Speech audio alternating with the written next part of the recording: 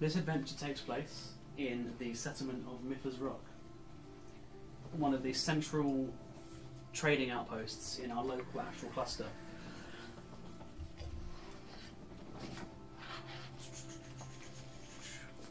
Miffers Rock is a large asteroid-based settlement, home to all kinds of races, all kinds of people.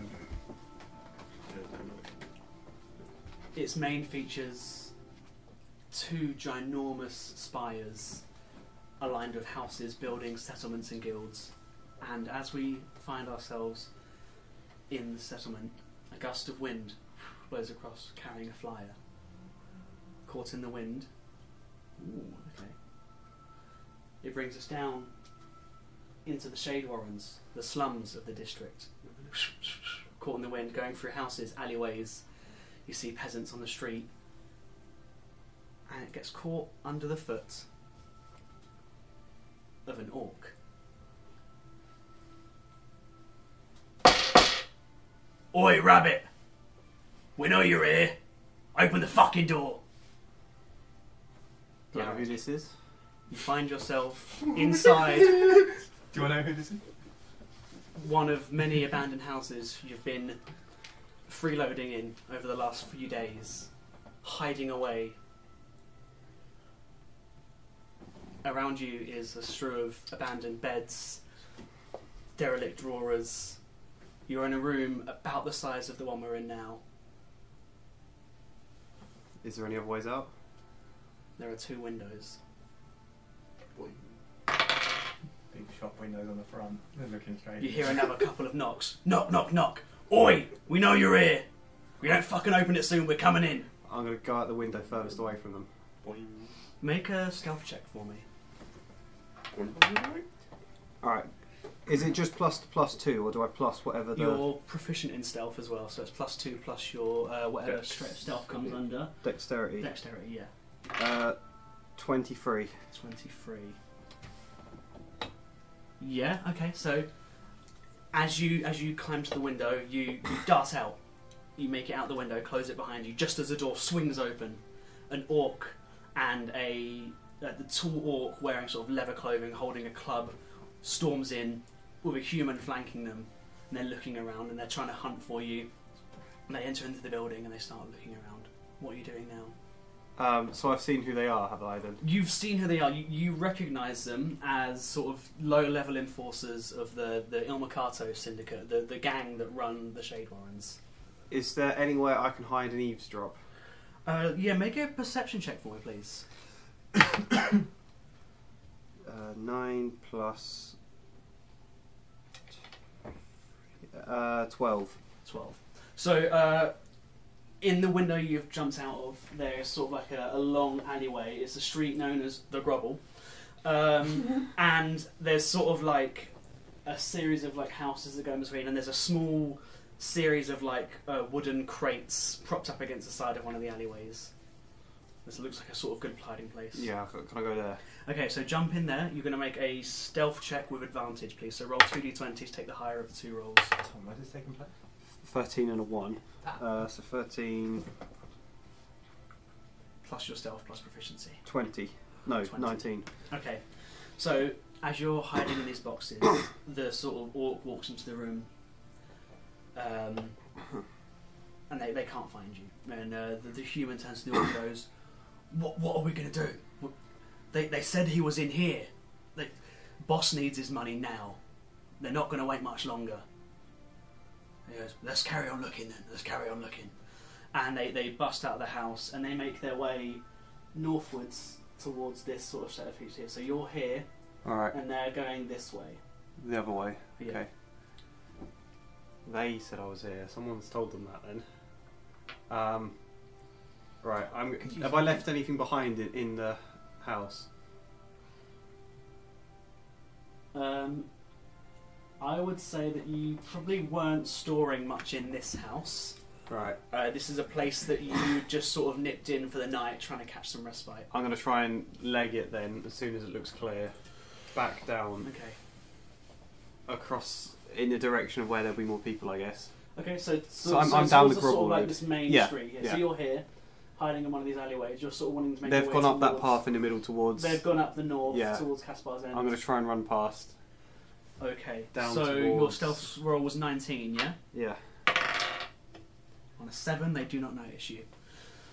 So they carry on looking northwards. They're sort of like now poking their head into houses.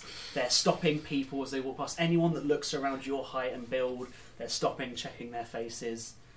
You can tell they're slightly panicked. So you make your way down and into the Shade Warrens. And as you do, the flyer that got scrambled underfoot catches in the wind and blows into your hand. And you catch it. And it says... Are you looking for adventure, power, money, fame? Lord Alvander Viltremor requests your presence at the Hypatian Observatory today. Looking for money. Looking for money, power, fame, and adventure. Venture to the Hypatian Observatory today. Okay. I've got time for that then. My other question I'm going to ask is, where will I find Yota? Yota, you know that she normally hangs about. Oh my goodness. Is that in the Shade Warrens? She does normally hang out in the Straight Ones. Yota, her go-to place is down in Danbrath's Chase. Sorry. Okay, so before I go to, what was it, Lord Alvar? Lord Alvander Viltremor. You would know that he is one of the 4 sort of ruling nobles that oversee different parts of the city. And he's in the observatory. The Hypatian Observatory, yes. Which is atop the Shadespire. It's sort of like a public forum. Well, before I plan to go there, I'd like to try and visit Yota if I can. Okay, so you make your way down to Danbrath Chase. Tom, can we know this stuff? Yeah, you would. The wider world stuff you would know, but you wouldn't know like who Yota is, for example. Okay, who's the guy in that thing? The guy who's here, Yeah. Lord Alvander Viltremor. Of course, then references to the old campaign. You said that earlier that our characters became heroes in the. Right. So you make your way So down we're all to Danbrath. Danbrath Chase, and you look into one of the windows in the house, and there they are, 4 candles. They're all lit. What's up, folks? I'll Candles. go in and see Yota. So I assume it's empty. You open the door, and inside you see Yota. And actually, make a perception check for me, please. Actually, Jesus, 2. Two. So 2. Dexterity, isn't it? yeah, So 8. 8. Inside is not what you recognise Yota as, but an elderly elven woman fumbling through some coins and a massive bag of gold, about this big. And she just sort of looks at you with like a sort of knowing smile. And am I aware that? On a 7, you're not sure if this is Yota or just some random fucking woman. But the candles were there. Who are you? Oh, don't give me that shit. You know who I am. Yota. Yes. What are you doing here? Someone seems to have told them where I'm staying. You think I've got time to talk to those thugs? Would you know who would tell them? For a price, I might have heard something. Some whispers. For a friendly price? Let's say 5 coins. 5 coins for the matter of my life. I mean, I just sell goods for you. And information doesn't always come for free. 2. Persuasion, please. Persuasion is I'm not even proficient in it. Charisma. 15. I see. For an old friend, 2 gold. So you hand her the 2 gold and she says, when you killed Destan, there were a lot of witnesses. The Makatos have been, let's say, rooting out rabbits in the Warrens. And and not Many all of of them. them have got tight lips. Ooh. I don't know who shares your name, who shares your whereabouts, but people have seen you, and people value their lives more than they do yours. This is a big thing then. This is big business. This is big business. What I hear on the streets is that Vidal, the Don, he's calling in all of his debts. All of them. And he's after anyone that owes him so much as a copper piece today. Is Oz involved in any of this? Oz is safe. Oz is fighting in the arena. He's doing okay. As well as could be. in his See, none of situation. my problems are going to be put at his feet. Nothing's going to affect him. His, as far as they care, his debt is yours, not his. Okay, thank you. Anything else for me today? Do Any you- goods? Not on me, no. I've seen a leaflet to visit Lord Alvan de Viltrema. Oh yes, he's I hear on the streets he's looking to assemble a crew. Apparently he's discovered some big legendary treasure and is looking for capable souls to accompany him for their own share. Do you think that'd be worth it? I mean, you need to not be here, and he's giving you a route out. I don't want to leave Oz though. I mean, I, for a percent, could be persuaded to look out for Oz with your cut of this treasure. I thought you're technically already looking out for Oz. Are there services you've been holding back on? Nothing I've been holding back on, but looking out for him and listening to what's going on and passing it to you and actively looking out for him and after him are very different things. One involves me having to go to the arena, talk to the guards, sugar talk them and get them to listen to me and look out for him, maybe change the fights he gets every day. This one is just finding out what's going on and letting you know. I'd need to be able to trust you to do that. You know, I don't trust you. You do not. Well, you're smarter than you look then. I'd pay you a cut on return if he is kept safe.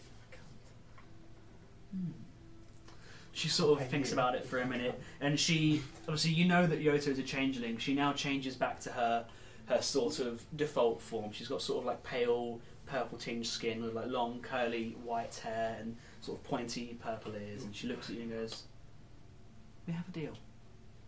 Fine. And she shakes your paw. Fine. And I best be leaving before I'm seen. Okay. And as you close the door, Do not tell you anyone can, where I'm going. your secret's safe with me as long as you Just keep for a quick bringing me peek. goods to sell. And as you leave, you see she turns into a really chunky sort of ginger dwarven man. And opens a wardrobe and sort of like starts plying through outfits, and you see she's got like feminine outfits, masculine outfits, short outfits, tall outfits, fat outfits, and she's just plundering through her wardrobe of things to wear. Fat outfits. Fat outfits. Fat outfits. Yeah. Where do you go next, Jarrett? I'm going to head towards the Shade Spire then, I suppose. Okay, so you make your way from Danbrush Chase through Quarter Street onto Temple Row. You walk past some shrines, some churches, and like for the larger gods, there's giant temples, and for the smaller gods or gods from different worlds that maybe worship less, there's like small like fountains and sort of like shrines that are sort of makeshift and sort of hodgepodge. You go up through Temple Row, and you start to ascend the Shade Spire, which, if you're looking for a visual reference, sort of looks like this. Crikey. So the Shade Spire is this massive spire with houses and shops all around it, and sort of in the top quarter, the bit that's obscured by this image, is like a massive public dock. You know, this is the sort of bit where all the tourists come in to see the town. They always come and dock at the Shade Spire. and all of the shops there are sort of priced to accommodate sort of touristy prices. Everything's a little bit inflated.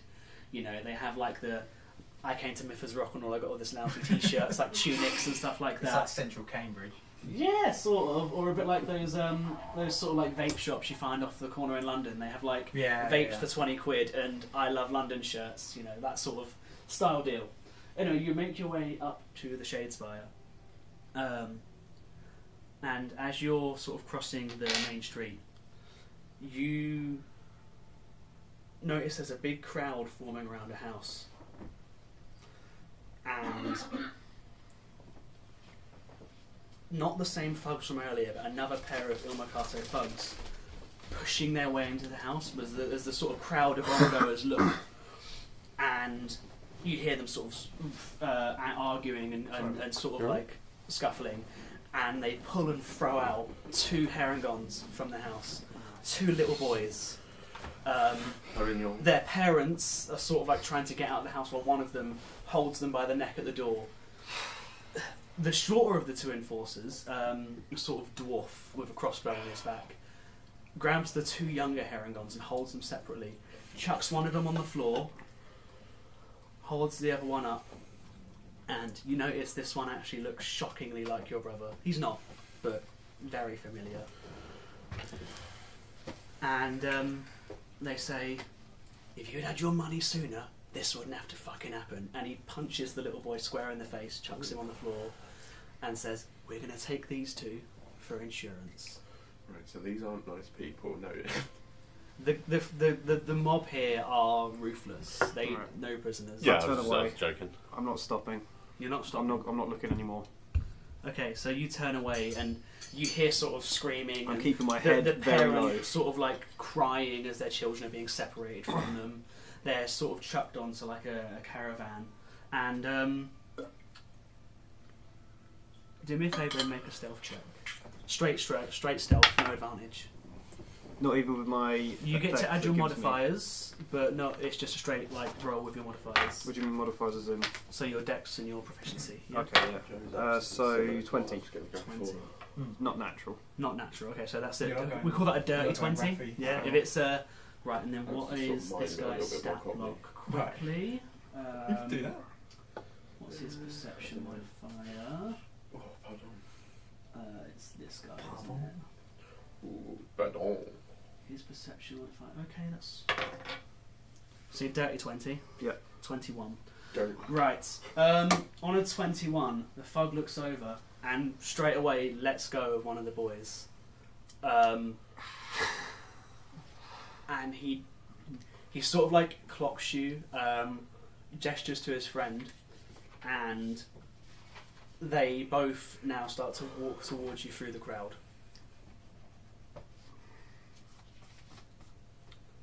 I am going to leg it, I think, before they get too close. Okay, so you're going to run away from them. Make an athletics check for me, please. Crikey. What's athletics? Strength. 12. 12. What's this guy's athletics?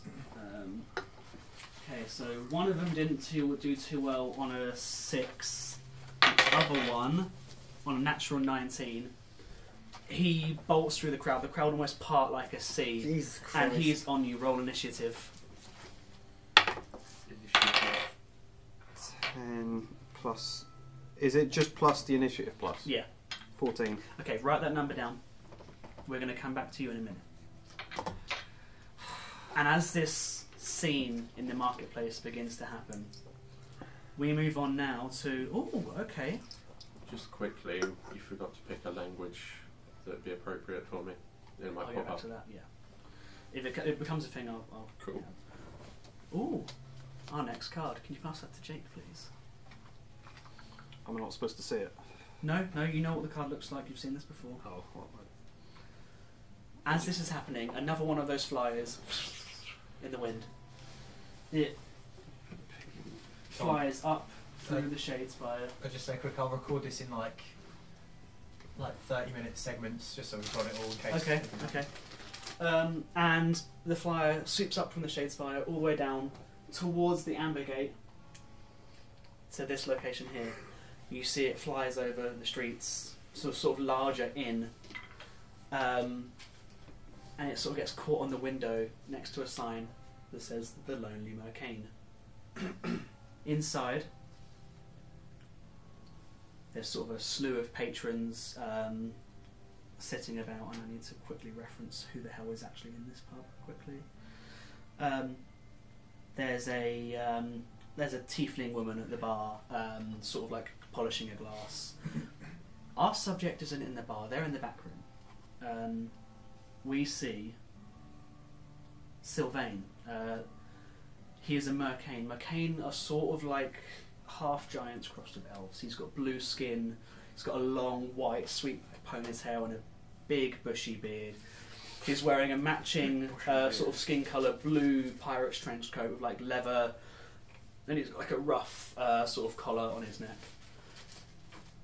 And he goes, "Garen, one more time." And you see you're in a back room, and he's holding a pistol, and you're sort of holding a pistol. And he goes, "Remember, the power doesn't come from the gun. It doesn't come from your fist. It comes from within. You're not using the bullets or the gunpowder. You're channeling your inner strength." And he aims towards a target, and you see sort of like a surge of power comes through him, and a brilliant white light darts out of the gun straight into a target, like a dummy to practice target on the wall. And he goes, "Right. Now again, try again. I'd like you to roll me a straight D20. Are you James McAvoy in Wanted? 4. So you take your pistol in hand, you aim, you squeeze the trigger, and as you do so, the firing pin just flies straight out of the pistol. And it doesn't misfire, it just doesn't fire at all. Just clunk. And he's like, and at this point, Sylvain goes, and I'm actually going to do Sylvain's voice because he has a voice, not my voice. He goes, "We'll try again tomorrow. Now, Garen, I have a job for you." And he reaches sort of behind him and pulls out a sort of like a burlap sack. "I have another deal for you to take. This sack is full of items that we must take to the Mercane agency to sell. I must, boost my trade. Is it urgent? I need this done today, if possible, yes." Okay then. Am I asking for anything in particular? I am looking for just good price, maybe for this 10,000. Okay. Am I going to have to upsell this at all, or is it actually worth what you want me to get? You know me well. No, this, they are the price I say. This is maybe lowball, but money is money. Okay. Okay, Garen of the Sunmains, what are you doing? So we've got Sylvain's just asked me to go on a job. Well, yeah, I guess I'm just. I'm not really going to need anything from my room at all, am I? It's up to you. Well, it's true to life. No, I'll just grab my backpack and the thing that he wants me to take and get on my way. So you grab the burlap sack, your own sort of kit bag, and as you walk out of the back room, you see Ezrin, the tiefling manager of the bar. She's sitting there with sort of slick back horns, a tuft of like red hair, wearing a sort of normal, I guess, what you'd expect a tavern barmaid outfit. White shirt, leather trousers, sort of stuff like that. And as you go past, she goes, "Another job, eh?" What was his name, sorry? Ezrin. Yes, Ez, I'm off again. You know what Sylvain's like. Running me like a dog most of the day. He drives a tidy ship, does he not? And as you sort of wander past the bar, there's sort of like, you see now that this bar, goes up 3 floors, and there's a balcony on the first 2 floors that sort of go round, and there's patrons dotted all around, all kinds. Sylvain is very lucky, having cultivated this bar as the only neutral territory in the Warrens, the only place that no gang or guild business is allowed to be officiated within. Problems left at the door, no fighting, no jobs. Switzerland. This is the only place where the bullshit of the rest of the city doesn't come into the doors.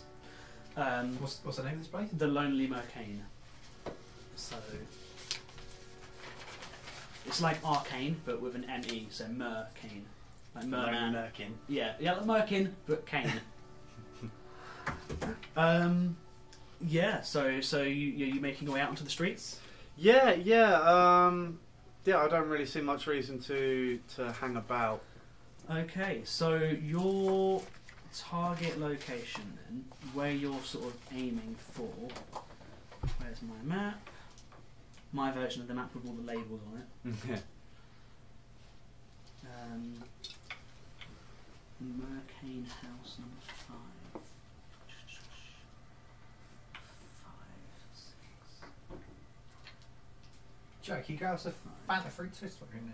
So your target location is not far from here actually. Mercane House is just down here, at the bottom of Ambergate Grove. So you've only got a short distance to travel with these goods anyway. Alright. I love Down it, the great road cans. sort of thing. Yeah, it's just Lovely literally red down the road. It's not like a high stakes journey. This is the sort of transaction that maybe like once a week Sylvain would task you to do. Just like, I've got some stock, let's go sell Yeah, it. like you Stomp. know the reason his bar is called the Lonely Mercane is that the rest of his race will not talk to him. That all of the Mercane have a psychic connection and they can speak to anyone in the galaxy. And he has done something that means they won't talk to him anymore. It's communicated. They will not communicate with him at all. So now, for any trade that would involve the Mercane, he sends you as his emissary. It's sort of how you started out working with him. You know, this kind of like routine job. So anyway, you step out onto the sort of the corner of the Amber Gate. To your right is the massive stone wall gate leading to the Amber District. The poshest sort of hoity-toity district that borders on to the Warrens. You just begin walking down the street, and as you do, from the window, a flyer falls down and sort of lands in your face, and you... And again, are you looking for adventure, power, money, fame? Lord Arvander Viltremor seeks your presence in the Hypatian Observatory today. Probably ask Flower about it. Okay. Are you doing this now on your way, or are you gonna... No, we'll be a good boy and go Okay. do my job first. Okay, so you make your way down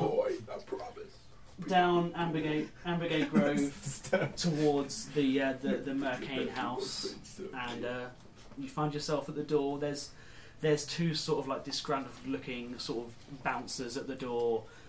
Each of them have got like a flintlock pistol, like tucked away, but not really. Like they want you to see it. It's sort of sat supposed to there. be concealed, but it's not. Yeah. Like, and they're just sitting there, complete deadpan look on their face as you approach. What time of day is it? I mean, Mythos Rock is in space. You haven't got like a sun to sort of like Right. get your time of day. Weirdly, Mythos Rock follows the sort of same calendar as our setting from the last place. You know it's roughly maybe like midday lunchtime. Fucking morning, boys. That's what I say to the They just- bouncers. And they just look at you and they say, Roughly. and they just part and open the door. I always know which way north I love how I is. said that they say. And they just give you that. They give you They the say nod. They give you the geezer nod, right? Yeah. And they let you in. And inside is it's not one of the Mercane.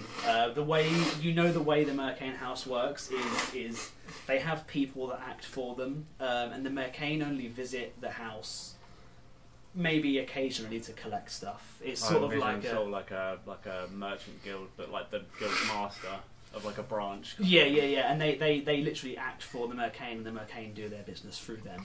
And you see at the sort of this sort of ramshackle desk, there's like a caged desk, right? Yeah. And behind him is like magic items and artifacts, and you see like a great glowing golden sword on the wall behind the cage. Glowies. And like artifacts and all kinds of like magic looking stuff, and he and you see that there's like a hatch, like in like a bank teller. Orcs. Fuck, one sec. What was I? Right, we'll Green light. Flag? Yeah, green, white. Oh, one that. second. Yeah. Lost my train of thought. Sorry. So I'm here today to sell some goods, if I may. Is there an ask? A I price? have a minimum price of 10,000 gold. 10,000. Bring to the window. So he reaches through, he looks through the sack, and he pulls out like a sort of like black gauntlet with like a red stone on the front. He pulls out a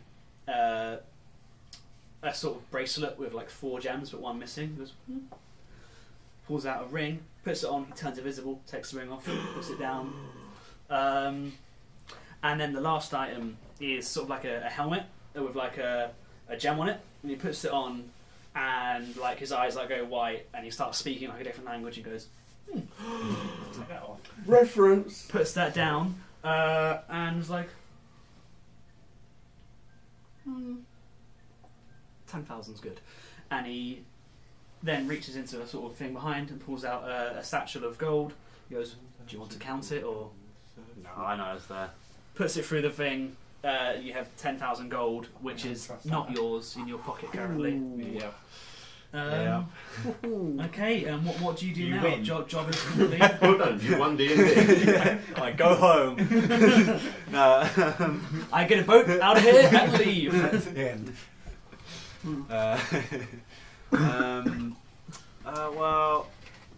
So where does Flower chill? Where's her sort of So brokerage? Flower is a free-spirited lass. She's gonna be at the inn. Could I wait for her at the Mercane? The way that No, it's red, you actually. normally find Flower is she spends her evenings in the inn, typically in the Lonely Mercane. During the day, she is a busy information broker. So she is probably a stakeout on a job. She's probably dealing with people and finding information. She bases herself in the tavern in the evening to pass on information for coin. Right. So you know that during the daytime, your chances of finding her are probably quite low. Typically after dinner, that's where you can find her. Right. I guess I'll just nip back to Sylvain and let him know the job's a good one. Okay. So as you begin walking back towards the inn, I would like you to please make a perception check for me. I need to get one of these. Oh, ones nat to 20, doors. baby. Nat 20. Okay. On a nat 20, you see No, that's too big for the table. what looks like a sort of like ruffled street urchin with like a snotty nose Adam. coming out of the corner to sort of like look like he's about to ask you for help. But you also That's my notice next one over. the cup purse about 10 feet behind you, drawing his dagger, getting ready to rob out your coin Right. Yeah. purse. They know Yeah? I'm. This is a Why typical stitch up, like, oh, look at the poor little baby, Oh, and then no. you're robbed. Yeah. Yeah. How do you react? Kick Oh your shit! I know it's gonna happen. happen. Can I just fucking knock the cunt out the way, keep moving? Are you going to run, or are you going to walk as if you sort of like haven't noticed anything? Brisk pace. Okay, so you pick up a brisk pace. I mean, I'm not going to make you roll to shove a kid out of the way because, I mean, he's a little kid. Oh, I'm Go 6'5". You're lion. 6'5", 200 and something pound lion. You just, boom, he Run, falls on run, his, run, he run. falls on his ass, a little tear, and he looks at the sort of the guy behind you that you know is there, and you carry on walking. The guy is following you. He's keeping sort of a brisk distance, but like enough that at a sprint he could sort of get to you. Okay. Okay. How far am I? I'd say you're maybe like another minute or two from this street corner. You're just sort of walking up this avenue here. Is that You've big, not like, got far gate to go. thing? What here? Hmm. That's the big gate. The pub is just on this corner here. Oh, Right. Obviously, I don't know who he is or what he looks like or what he is. No, you just know that there's some geezer Yeah. coming for your coin. Anything I can smell about him? Ooh. Okay, make for me a... I'm going to say for smell, because there's nothing in the Leonin specifically about you having an amazing sense of smell. Okay, fair enough.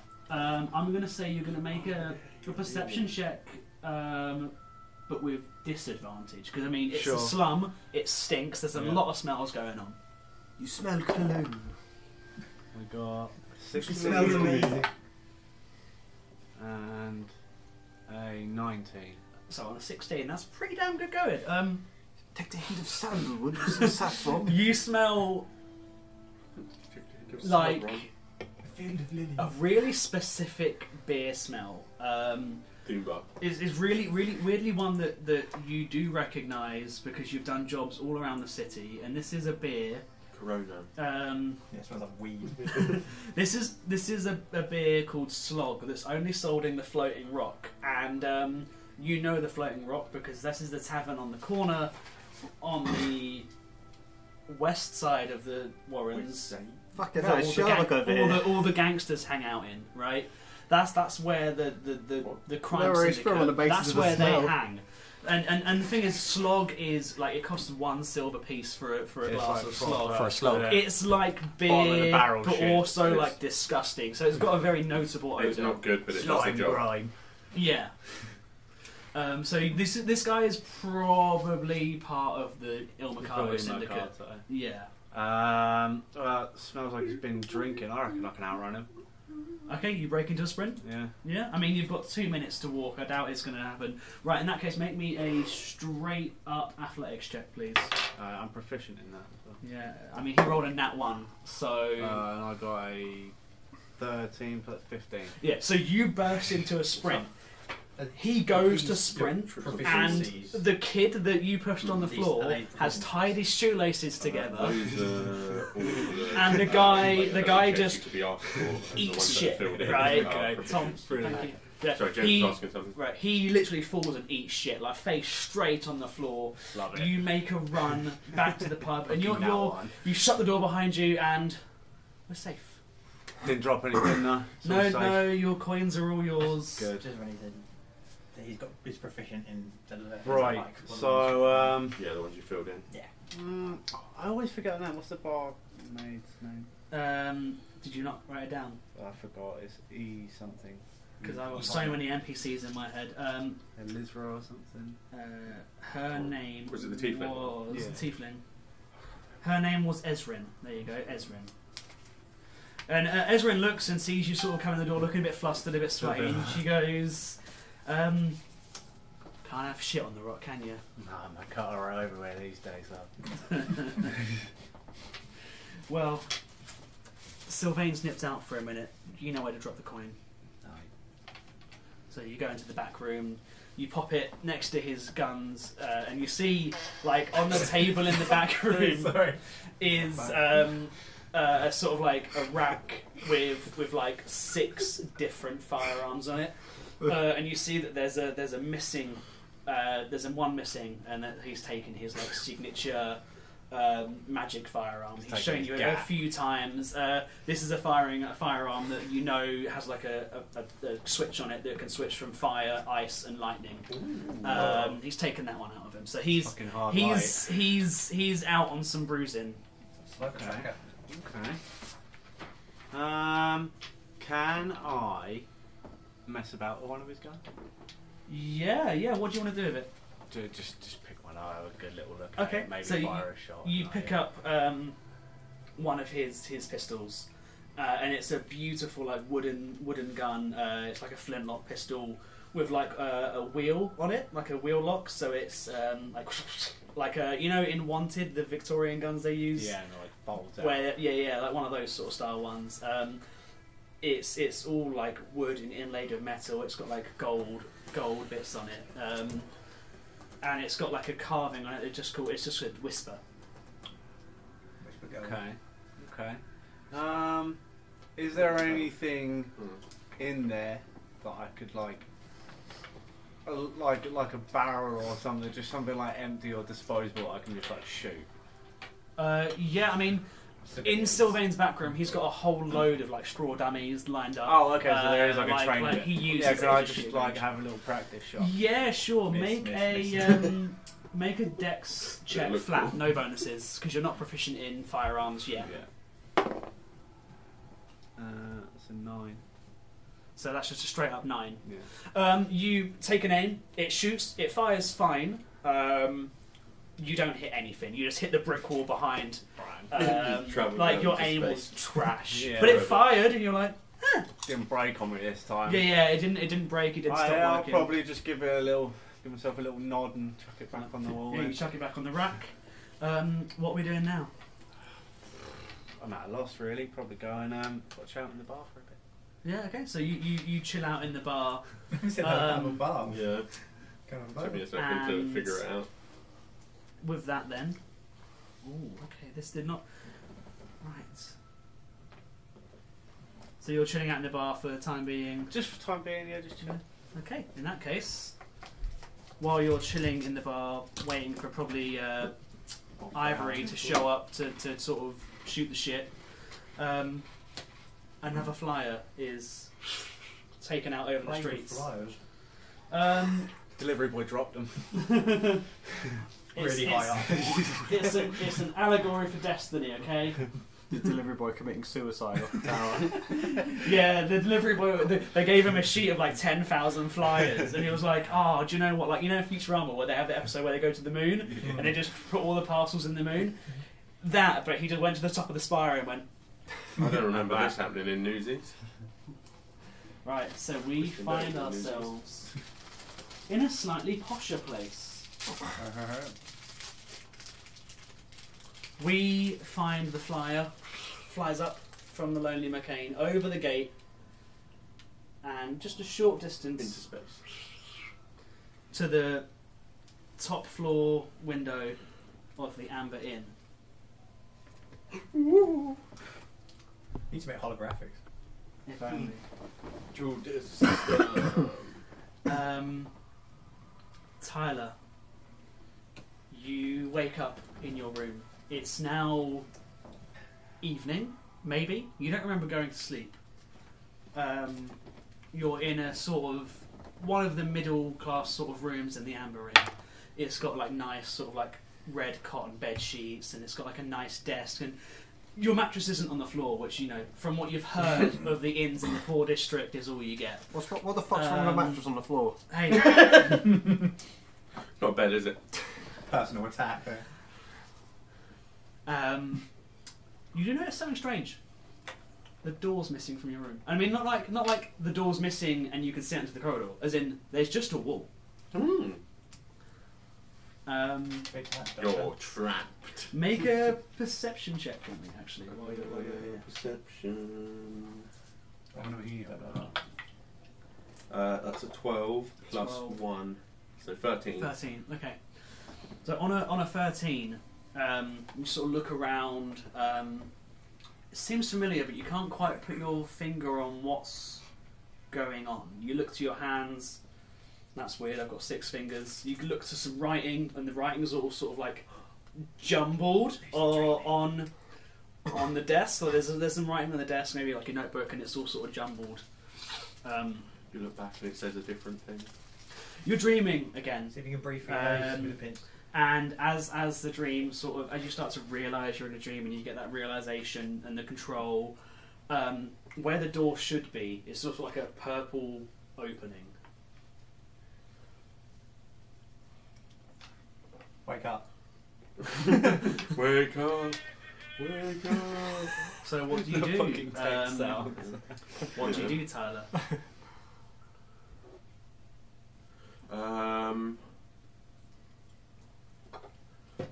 So my sister's text literally just arrived at the perfectly wrong time, so it's completely distracted me.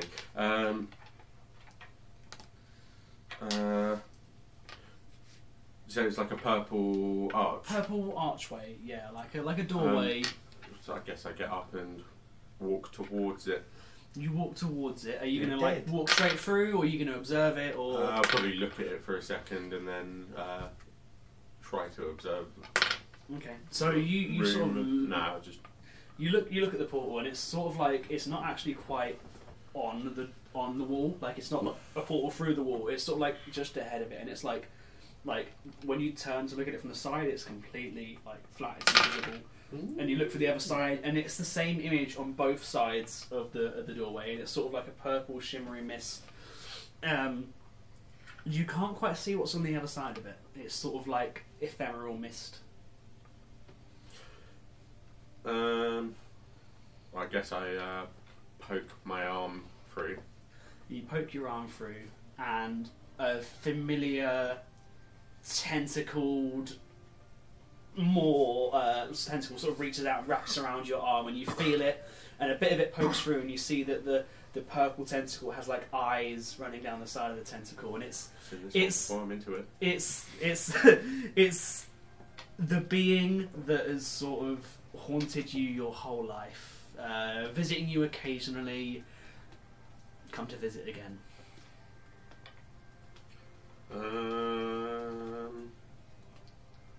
And I was going to say, you get a sense that it's not like harmful. This is just a normal occurrence when you have these dreams. this sort of stuff. It just takes you a while to sort of weed them. realise that you're there.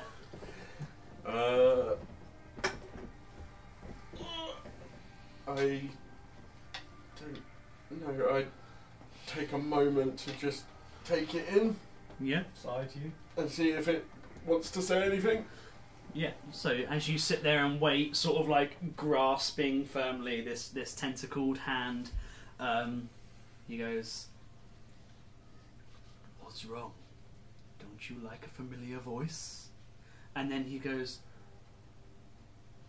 "I want to show you something." I need to not go into Ruffy mode. Yeah. Shit.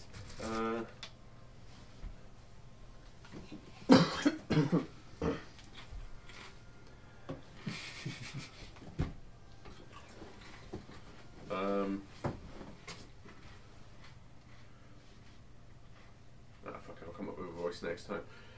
What do you want to show me? And he pulls you through the portal, and you're suddenly floating in the astral sea, silver mists everywhere, and you're like almost like have you seen Doctor Strange? Yeah. You know, like when they get pushed outside their body, and it's like Oh yeah, you're a little bit like that, progression. and you're flying through the astral sea at massive fast speed. You go from planet to planet to planet. And then you finally land on a system with a black hole in the middle, and there's planets dotting around it, and you zoom into another planet, and you land at a pyramid, and then you're inside the pyramid, and you see, Scrooge McDuck's Vault of Gold? Just about. That. With the swimming pool. Yeah, you see just like gold, jewels, gems, magic swords, pirate ships crashed into the gold with more gold coming off them, statues of gold and silver and ivory and diamonds, and more treasure than you could ever imagine. And then you zoom back out and you're in the room, and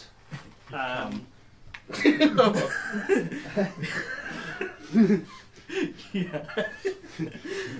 More elation than I've ever felt as you and release. he shows, and then you see an image of rabbit ears, of raven feathers, What? of So you lose one. a tiger's tail, and then You should have 14 in total. he says, "This will be I've good." got 12. And then you wake up, I think I'm missing and one. You're back in the room. at your window, the room, the door's there as normal, the room like it did before, there's just a flyer in the wind buffeting against the window, and you read it, and it says, In the back. "Are you looking for adventure, power, money, fame? No. Lord Alvander Viltremor requests your presence at the Hypatian Observatory today." Mm.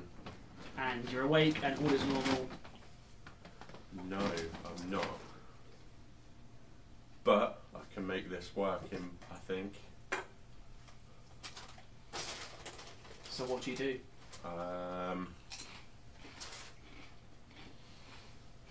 I grab all my shit and head out, I guess. So you make your way out of the inn. I'll find them. It's strangely empty today. The bartender's there, Kryn, a human, sort of middle-aged, sort of dusty beard, sort of like liver spots on his arms, you know, sort of like stuff like that. Where is There's he? maybe like he's Oh, it's called the Amber Gate, the Amber Inn. This is where you've been keeping a room since your expulsion. Not that kind of expulsion. I find that as well. Yeah, but that's just once a night. Yeah. There's maybe like 4 or 5 patrons in the inn, just sort of nursing a drink, sort of having the occasional chat. It's a very clean inn, very neat wooden walls, the smell of lovely like roast lamb cooking inside. All of the bar staff are very well dressed. Smell of roast beef. They're all very well dressed and very well kept, and the patrons are, you know, they're dressed as like middle class sort of citizens.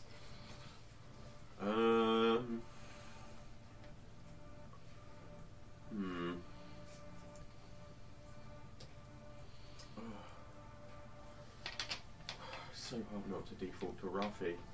I've got to remember I'm not charismatic. Or do you have daggers in your bum? Yeah. No bum daggers.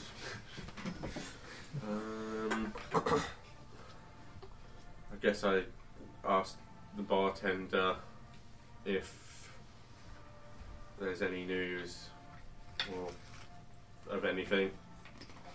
Yeah, so you approach the bar and he sort of gives you like a knowing glance. I ask in a really awkward way. like you just did. Yeah. Okay. So he's like a bit like, what? He sort of looks at you for a second and is like, sort of like a look of, are you I okay? don't know if this Like- guy's smart but doesn't know how to talk, or if he's just dumb as shit. And I Kryn think just go with goes, it and you'll Yeah. develop it. Kryn goes, nothing of note. I mean, a couple of new ships came into the Amber Docks today. Nothing to really report. I mean, there's a lot of commotion in the lower districts. A lot of people are flocking up to the observatory for some sort of grand display of one of the city's lords. I'd go down to it if I could, but you know, I'm here unless you want to work for me. Oh, yeah, you wish. Do you know anything about this? And I handed him the flyer. Yeah, he's the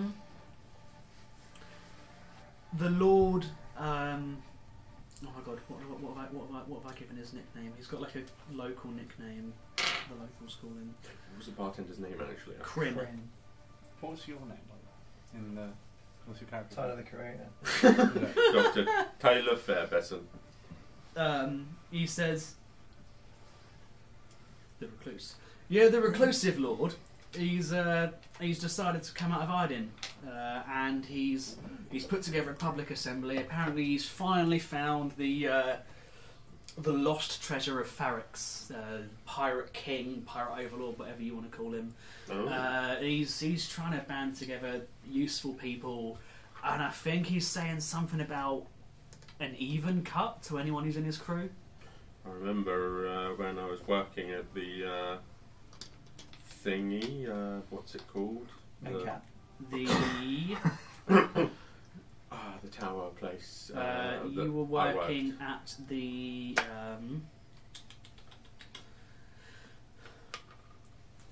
Guild of Celestial Arcanum. No, sorry, the Astromagical Consortium. The Astromagical Consortium.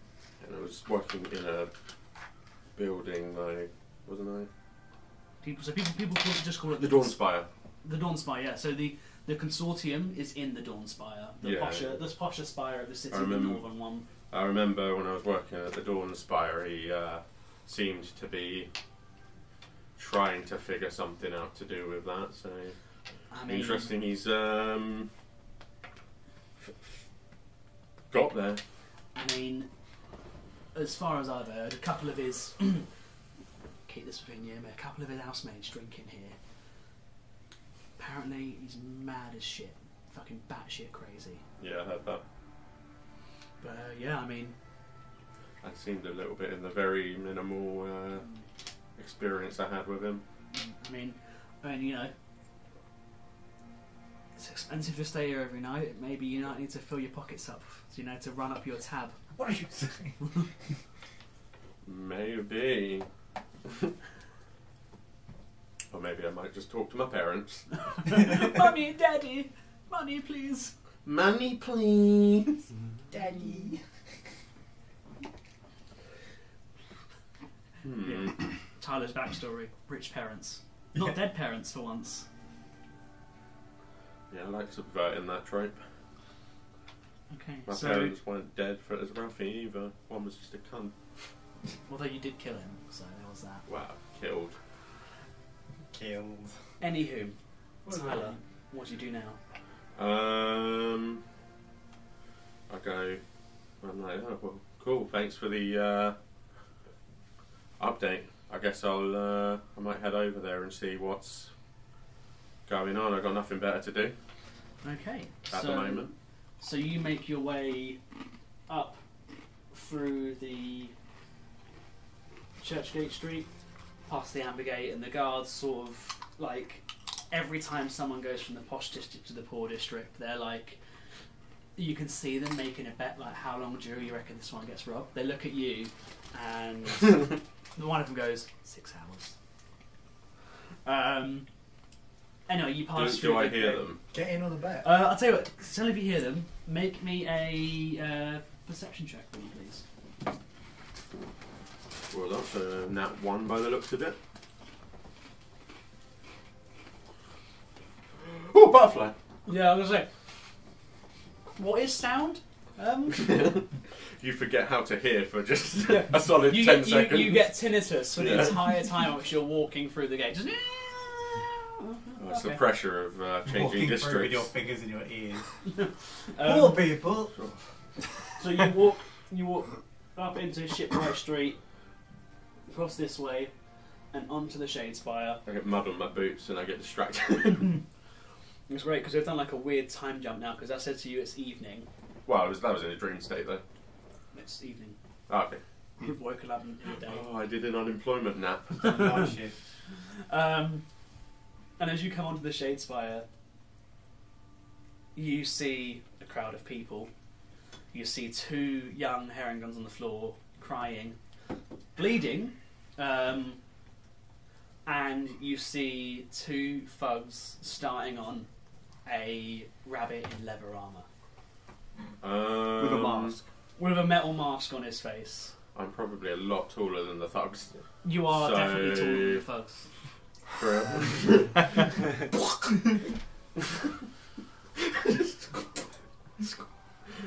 When 2 become 1. That's the Divinity music. I sort of see them on the floor and I go, what's going on here? What, to the kids? Well, no, sorry, to the guards. The guard. There are no guards. No, sorry, the Thugs. thugs. Sorry, I The misheard you. thugs. So, yeah. There you go. Stay out of it, bull. Are they the Ugh. rabbit people? Oh no, the No, rabbit. these are the thugs. That That's beat- what you can't. Did you describe what they look like? The thugs. I think I said one of them was human. Never was an orc. No, that was the thugs that jumped in. Yeah. I only said one of them was human. So you got a You human. did say one of them was an orc. Oh, no, that that was was when they all were one. Right, the ones that Yeah. you Okay, avoided. One human, and I'm going to say the other one is a dwarf, so he's even shorter. And yeah, he sort of spits and goes, "Stay away, bull. This is Mercado If I business." stack them on top of each other, they might be about as tall as me. No, I'm good. I think I can see some injured kids. So I think I'm going to get involved. Now, as you go to sort of go Am I involved in any of towards- this? You are here right now, yeah. Okay. What, am I just held down or? Standing there So, looking. tell you what, one of them is going I'm to trying attempt figure to this out. grapple Are you and you hold near the you. kids or are you near me or are you all in the same? So if you imagine there's a crowd of people, Yeah, you're sort of at the edge of the crowd, right. and, And one he's of them is near the sort of kids. and he's sort of pushing through the 2 thugs that are sort of standing shoulder by shoulder. One of them is going to attempt to grapple you. He's already rolled a strength roll. So to make a grapple check, You need to beat a DC of 17 strength, please. I rolled a 16 plus 1. That's one. 17. So on a 17, That's just. you are a lucky fucker. He goes to grapple you, and he has you for a second, but you just manage to wriggle out of it a little bit. As you go to push through, Tyler, one of them's just going to take a swing at you because he's a dwarf and he's got little man syndrome. So he's going to sort of like take a swing at your chest. Is your armor class 16? 16? So that is Jesus Christ. that is 18 to hit. So he goes to my dice. Does 12 You might damage. find You are dead. No. Leaves a hole in your stomach. He punches you through you. This is just with his fist, so it's not like a weapon strike, so it's not like a lot of damage. I've only got 11 HP though. He deals 1 bludgeoning damage to you as he punches you in the stomach. You are dead. And again, now this is a roll initiative sort of thing because he started combat with you. Ah, Yeah. I'd be like, well, that's not very nice. What, like Peep Show? That's not very nice, Jeremy. Okay, but yeah. Now. Roll initiative for me, please. 4 And you are punches, now in Jeremy. initiative order. That was a proper We will roll, get to but- you once we bludgeoning get through James, Oh, okay. It literally just like fell out my hand and Once we landed. get through James, Didn't, like, roll it, and then but- back to Jake. We'll go into initiative order when you eventually get here. Okay. What does that mean? So I'm still just not being grappled. Initiative is combat order, so you've just escaped I've grapple. escaped grapple. I'm The thing is, standing like there combat waiting. rounds happen in like a whole round is 6 seconds. Mm. So you imagine everyone's action is like a sixth of a second, right? So in that sixth of a second, you escape grapple and he got punched. And then I just T-pose until the others turn up. Yeah, right. Roll initiative for me, Tom. Write the number down. Don't tell me it. Oh, okay. Okay. So as this scene takes place in the observatory, the last flyer flies over. We're going to be about here. Yeah, about here. We're about an hour in. Only about an hour in. It feels like I've been within a minute. The last flyer goes up from the Shadespire, over the Church of the Creator, past a set of trees, and settles in an alleyway in the amber glass docks. As it settles on the floor, it bursts into flames. And you find yourself just thrust in a billow of flames. You appear,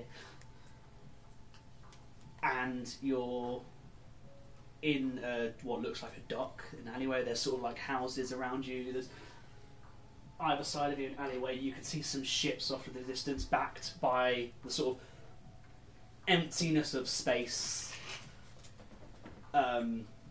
Yeah, Gristletongue, you are here. Can I see any like crates nearby or barrels nearby?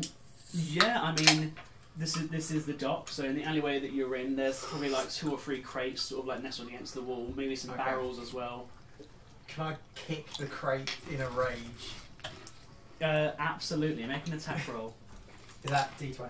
D20 plus your strength. 9. 9. And are you kicking it with your feet? Yeah. Okay, so that's improvised weapon. Or I'm going to roll a D4 for me, please. Plus your strength. D4. That's the pyramid one. 6. 6. We roll a 4 plus 2. Wait. Plus strength? Yeah. I got 3 plus 3. Oh, 3 plus 3. Damn, son. So yeah, you kick one of the barrels and the lid falls off of it, and inside you just see like loads of apples. Yeah. The wood's sort of still intact. Yeah. Motherfucker! and you remember like your last memories are 2 bullets hitting you in the face. Yeah. And then you waking up in the fiery pits of hell. I imagine like the hell bit kind of almost happens like a dreamscape. Yeah, just yeah. like- You have this weird loose memory of this Like when sort of Constantine goes to hell and it's like, yeah. Yeah. And it's sort of like a blurry image of a devil, like sign the contract then. yeah. You know, and you sort of like writing your name on it, and then you've got your first ability, your sort of mark, haven't you? You've got that ability. What's that? Your first level ability, you've got that now, haven't you? You get that first level, isn't it? Like the ability to mark people? Yes, yeah. Your What's it called? baleful interdict, right? I think that's what your first level ability is called, baleful interdict. It might be on the second page. Oh, it's on that grid. You should have baleful interdict, right? First level. I do remember seeing a big thing. Yeah. Right, yeah, so they remember you having like this mark appear on your forehead and then sort of like disappear, and you know that you something has happened, but you should be dead. And you just remember one fucking name. Yeah. One name burnt into your goddamn mind. Duke Esmond Kendall of Eagle Eye. That motherfucker shot you square in the face. Yeah. Right. So yeah.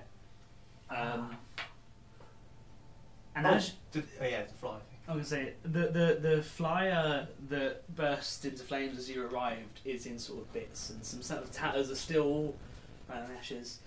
You just see money, power, and the name of what did I call the place you were meeting at? Hypatian Observatory. There you go. Money, power, Hypatian Observatory. You're like, I'm a pirate. I fucking love money. Yeah. And as you're sort of sitting there in the dock, you hear a familiar voice.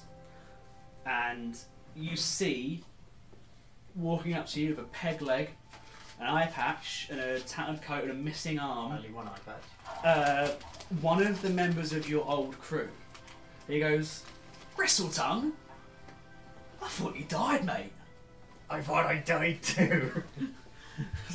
But that was like 10 years ago. And you see, like he's a lot older than you remember. This is Petey the Stick. PT, like Petey, the Stick. So you see that on the missing arm, it's just a shiv stabbed into the stump. That's why he's called the Stick. And he's like, yeah, didn't you hear? It's like, we all went straight after you died. You fucking what? It's like, well... Betrayed the name of pirate. There wasn't any money in it anymore. Guards are getting smarter. The port towns are getting safer. There's no money in piracy, mate. Do you know where the real money is? Silk. That's what we sell. Send me back to hell. He's like, we sell silk and we make a fortune. You should see Davy Jones's house. Oh my god.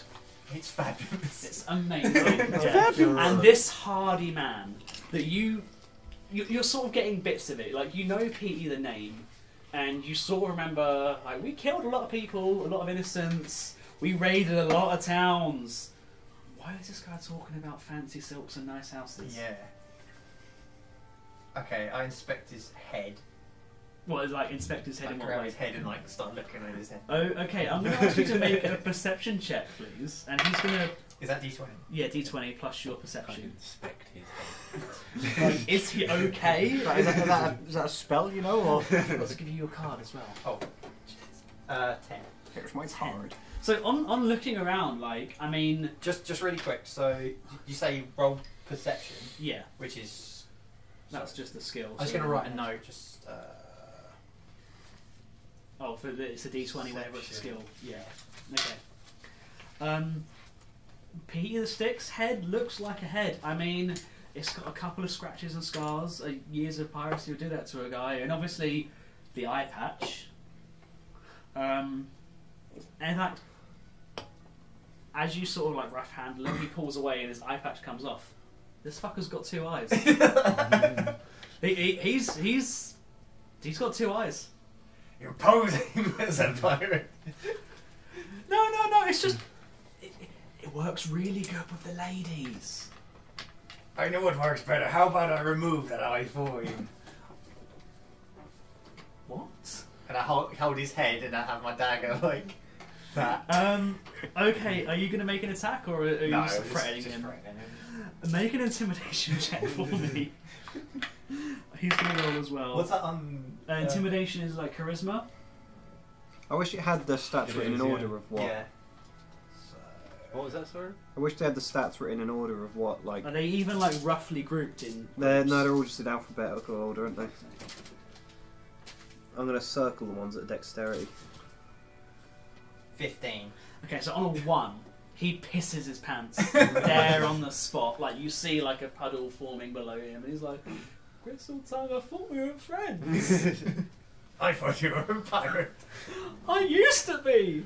I've retired. I've gone straight. Clearly, I was just like pushing back towards like the. Are we on a? Where are we in an alleyway? You're in an alleyway in the docks. Okay, I just push him back into like the wall. Yeah, he sort of like falls back into the wall, and you see like his stump leg is actually a stump leg, and he falls off, and like the sort of peg bit like like rolls off, and he's like ding ding ding, and he's like oh for God's sake, and he's like rushing to put it back on, and you storm off. Yeah. And you find yourself in sort of like the main thoroughfare of the docks, the wooden docks, curling all the way around, ships of different sizes on there. You see sort of like damselfly ships which have like large wings along the side of them instead of just like sails. You see the standard galleon pirate ships. You see So smaller is this like along the front? along here. So Yeah. you're sort of here now, looking this way. Okay. And you see like cranes and boxes and shipping containers and guards everywhere managing it. And then you see a sort of like one of those, like, you know when you go to like a country park and there's like a map of where you are and what's Yeah. going on. You see like a plinth with a map of the city on it, and it's sort of like labels of like Dawnspire, Shadespire, Noble Estates, Mid-City, and you see like, oh okay, there's the Hypatian Observatory. You've got the general lay of the land now. You know where you are. So where is the Hypatian Observatory? So it's here. In that bit. Okay. So it's like Okay. So, right. So because it's been 10 years, as I've just found out. So, I want to. Is there any taverns nearby? there is one tavern nearby, and I think after like a quick interrogation. Actually, is there any like people working on boats nearby? Yeah, I mean, there's as you go like for this bit here, there's sort of like a large ship called the Marigalante, Okay. and then just next to it is like a they call it a grifter in piracy terms, but it's like effectively those little longboats that they take out when they're going from ship to shore. Yeah. You know, we call those grifters. It has like a small crossbow mounted on the front and its own single sail. I was trying to think of someone that I could talk to that's like gonna know other places from here. So if there's like is there like a sailor or merchant near? Yeah, I mean, you see like around the Marigalante, you see sort of like 10 or so people sort of hugging like sacks of like grains and foods and sort of spices and stuff that they're lugging into the docks. Okay, I walk over towards there, point my cane at one of them and go, "You there, boy!" And you point at like a sort of like range of sort of traders and spacefarers, should we say, and you point specifically to the smallest one of them. Just a guy. Just a one of guy. the sailors. And sort of a person who looks to be in his late teens sort of turns and goes, "Oh, Come me!" So he sort of like puts down the sack and walks towards you and says, "How can I help, mister? Are you a sailing boy? I've only done my first trip. Ever been to a place called Eagle Eye? We stopped there yesterday." What's it like there now? You can see like to look at this guy. He's a bit scared of you. He says, "Well, Duke Esmond's still in control. Fucking what? He's got a big castle now. It's not just like a little manor house. Lovely castle. When my mum was there, she grew up there, and she said it wasn't a very nice place when she was growing up. And now it's lovely." No, it's lovely. So not everything went to plan then? It did not. You dying sort of everyone sort of gave up pirating after that. Bugger. Because, I mean, you convinced them to be dicks. I sort of cinematically start turning, or like Columbo, I start turning around to walk away, and then I quickly turn back to him and like stop him from turning back with my cane. Like, you ever hear of a boat or a ship called the Bloody Betty? Bloody Betty.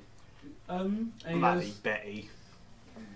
no. A ship called Eggy Stew. I don't know it. Oh, I know you do. I just like walked him off. Yeah. You storm off. Okay, did I grab the pieces of that flyer? Or just Piece of throw them it. off, whatever? Yeah, you grab them and shove them in your pocket. Yeah. Okay, okay, I look at them and decide, right, I'm going to head this way then. The Mountain Betty. So I head towards that gate Mountain thing. Betty. So, The what, Mountain up to here? Chip. You can see where it says Amber Gate on the Yeah. underneath the E towards that gate there to go through. Okay, so yeah, you make your way now from the docks Downtown. into the large sort of gate protecting the docks, and you see that it's quite like medium well guarded. You go through into a lovely posh district, loads of fancy houses, Lovely. a lot of greenery, trees, a big old church, and you can see sort of like from here, you know the image I showed you of the spire? Yeah. You can see sort of like the spire curving round, and then another sort of tourist dock about halfway up, and then a large sort of building at the top of it. Okay. Well, I need a pint. So where's a tavern? There's quite a few. There's a tavern here called Amber Glass, Amber Gate. Wait, where's my father? Or just the Amber Inn? There's the Grasping Goblin, which is just here. Yes. for a goblin. Grasping and Goblin. Groping goblin. Oh no, sorry, Grasping Goblin's here. Sorry, which is the closest inn to you. Fondling goblin. So yeah, you make your way into the Grasping Goblin, and you see it's like a ramshackle sort of inn. Weirdly, there's sort of like a section just before the bar where there's like some like greenery growing and a pond, sort of like recessed below with an alligator in it, like cage over the top. hate And you this see like modern you can see like whenever the kitchen staff are emptying plates, they just chuck all the waste down into the alligator cage, and you can just hear and then fighting over all of the sort of like waste food and chicken bones. Where is Petey the stick? And at the bar, you see a Hazardy, which is these sort of like monkey people that live in the Liffers Rock quite a lot. And he's sort of like hanging by his tail above the bar, cleaning some glasses. There's like 10 or so sailors dotted around, some people arm wrestling, playing cards. There's one guy just passed out in the corner. There's a guy chatting up a harlot. There's a bard in the corner playing a lute as well. Singing Two in the Pink One and Sting. Okay, I go to the bar. Like a pint of ale, please. And he goes, "That will run you 2 silver, please." Fuck. Let's have a to inflation in this town. 2 silver's actually Quite cheap. like, yeah. Yeah, that's cheap. Well, for a pirate, it's not. I can do you some cheaper stuff. Seawater. I can do you some cheaper stuff, but it's non-alcoholic. Fucking send me back to hell. Okay. I sort of like, go away from the You bar. look at the bar, you walk Yeah. out, you're back on the street again. You're like, oh, for God's sake! Do it. man. Because on my items, I have a picture, but like of beer. I don't know if that's like empty, A obviously. picture. Yeah, PITC. You go into your pack. Or like a rum or anything on me. Maybe not. You go into your pack. You check your picture, and it's empty.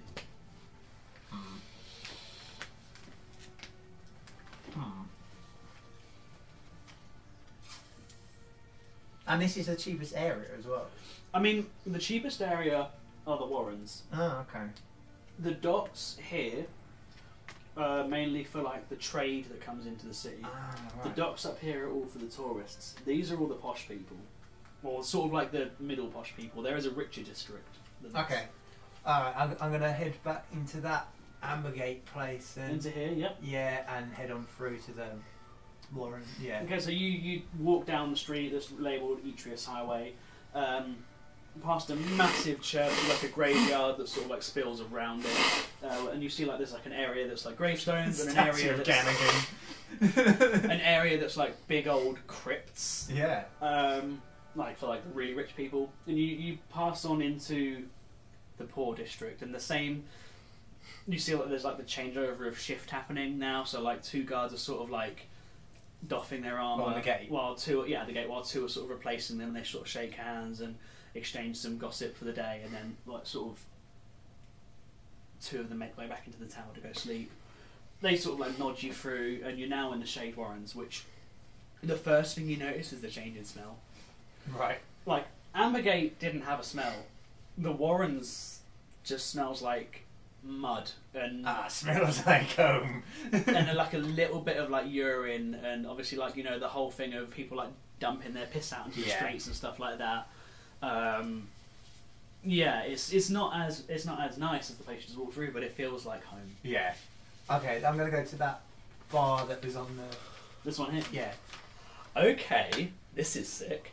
So you walk in Oh yeah. to the Lonely Mercane Inn.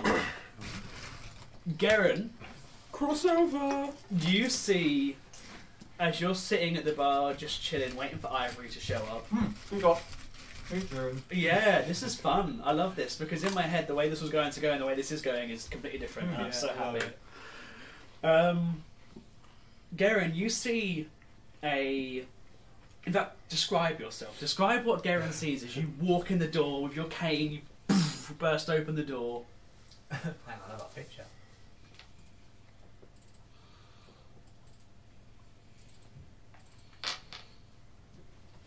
So that's the boy. You see a raven. You see a kenku, a raven person in a brown tattered leather coat, That's part with a dead. tricorn hat on.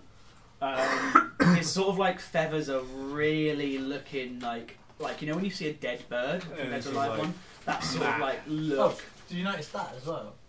Oh, you got the Gannigan symbol on. No, No? that's the sigil from Moloch. Ah, love it.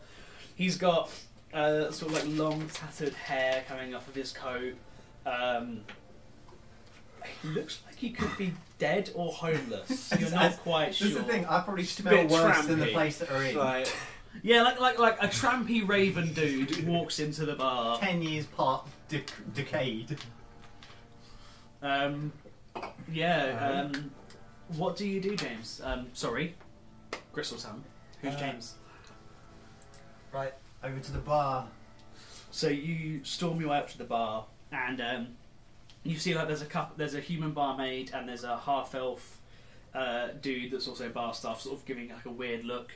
And you make it to the bar, and you see quite a tall, broad-shouldered tiefling woman with slick back horns and a tuft of black hair at the bar. And she sort of like looks at you, but like she wants to be judgmental, but she's going to serve you because you look like you might have some money on you, maybe. She goes, "Hi, welcome to the Lonely Mercane. How can I help you?" Have you got anything alcohol free? Are you joking? This is a bar. If you want squash, go to the nursery. That's good to hear. I'll have a pint of ale. There you go. And she goes, "I've got slog for a silver piece, Shadow Dark Ale, 2 silver, or if you want something special, got you a bottle of Death Wish for a single gold piece." Do you have the capabilities to open up a tab?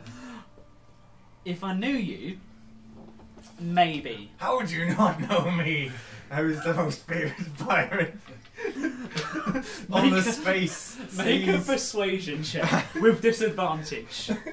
Because Advantage, I've got This is a advantage fucking on it. dying so roll flat then. If you've got advantage on persuasion checks, Yeah. roll flat. Yeah, With because D20.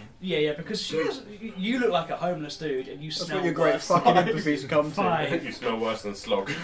She looks at you and she just she just laughs. She's like, no. Nice try. It's like a washed up I tell you celebrity what. trying to get favours from a shop. Do you know who I am? For trying, I'll run you one free drink, but you're buying the next one. And she pours you a sort of flagon of this Dirty sort of water. weird. This is slog, by the way. Right. This is a grey, I imagine it's just like foamy liquid. it's like runoff from the others. It's like, you know, the drip trays. Underneath, yeah. yeah, underneath the ale bit. It's just that. Fuck, I've That's had all that slog I've is. had that before. Slog is the drip tray. It's Yeah. like cloudy. It's a mixture of different colours of brown and black. Yeah. And it tastes... Flies in it. Yeah. She Yeah. hands you it. Okay, I drink some and it like comes out the holes. yeah, you can see it sort of like, you can see it And I like catch- running down. I've got a The thing is, vial. like, you're still living, you're still digesting, still able to eat. Yeah. There's just bits of stuff that don't look normal. I've got a glass bottle, so I'll just like catch runoff into the bottle as I'm drinking. Yeah. Because I mean, the thing is, like, in the wild space, they've seen all kinds of weird stuff. Like, there's not really much phases people anymore. Yeah. When you've got plasmoids that are literally goo people that exist, Oh yeah. a no one's raven supposed to with be some weird holes in his stomach is a Yeah. whatever, you know.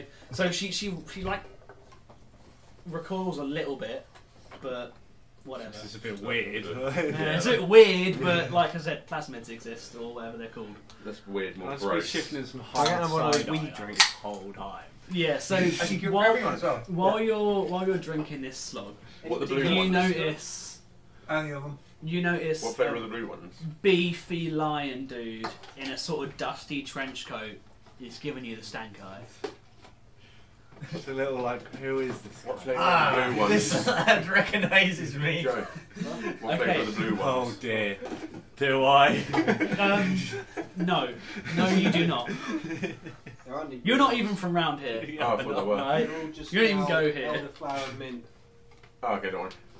Tell me, lad, you must have heard of the Bloody Betty. What? Let me think. Oh, the one's peach ginger as well. Nah, you're right. Peach is good. The response is, let me think, sorry. Yeah. It's just like a zombie crow pointing a stick at you. Hang on, let me... Let me think. Roll a history check. Yeah, can I? Yeah. Can I just check to see if I know him? Try and I wrap my get brain out a bit. like a... Or even just the Yeah, Black Betty. make a history I check. get a piece of paper out of my pocket with like a crudely drawn picture of his boat on it and just start pointing at it with a stick. You remember this? This here boat. Do I apply any pluses or anything to it? Or? So history is your intelligence. Oh, -2 to that then. So what is that? I got an 11 then. That's pretty good. Yeah. Bloody Betty. You don't know her. Who's that? Fucking zoomers!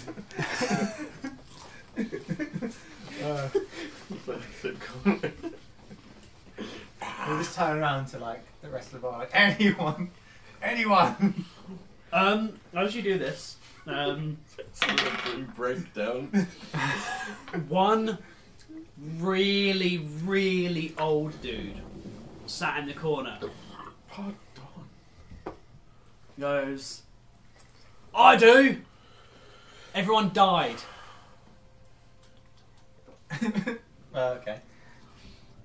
You were trying to rob a port town and you all got shot. It was fucking funny. Well, clearly not, because I'm you now. And he's like, I don't even know who you are, mate. I march over to him and grab him like by the thing there. As you go to do this, 5 big old burly bruisers from around the pub get up A couple of toughs. and they step between you and they go, don't bring your outside shit into our bar. He started. Can I sort of move over to him and put my arm around him, like guide him out of the pub? You is such a absolutely washed up can. pirate. You absolutely Reduced can. to Like, begging to see if people know who he is. What you've Begging for seen money, is a like- homeless guy walk in. Ezrin's pitied him and given him a free drink. of piss. And he's basically just started on some random old dude, right? So you're like, mate, this guy, I think he's just a bit like not right in the head. I'm gonna, yeah. So you can. Come you on, can sort old of, man. as Tell me you do about this, the olden days. Back in my day on a fucking fire. As you do this, with oranges. as you do this, Drooper Stoneaxe, the sort of lead bodyguard, big old beefy orc, sort of goes, lets you sort When I was in the of area. take this ailing old man out of the bar. Okay. Tell me, Kenku, what brings you to the fucking Mercane then, eh? That is our word. Hang on, let me check my memory. I tell you what brings me back here, lad. Duke Esmond Kendall's got a death wish upon him. You're bringing up all these names and all these boats and things. I've never heard of any of it. You don't even know Duke Esmond Kendall. Make a history check for me, actually, because you've travelled the space, and you might know who Esmond Kendall is. Oh, okay. Don't you ever fly with his name There, written on there you it? go. There's a 2 minus 2. You don't even know that Esmond is a name. What's that word? Do you mean Edmund? What is that? Yeah, Edmund? Desmond? Deslinem? Desmond. Desmond Tutu? Archbishop?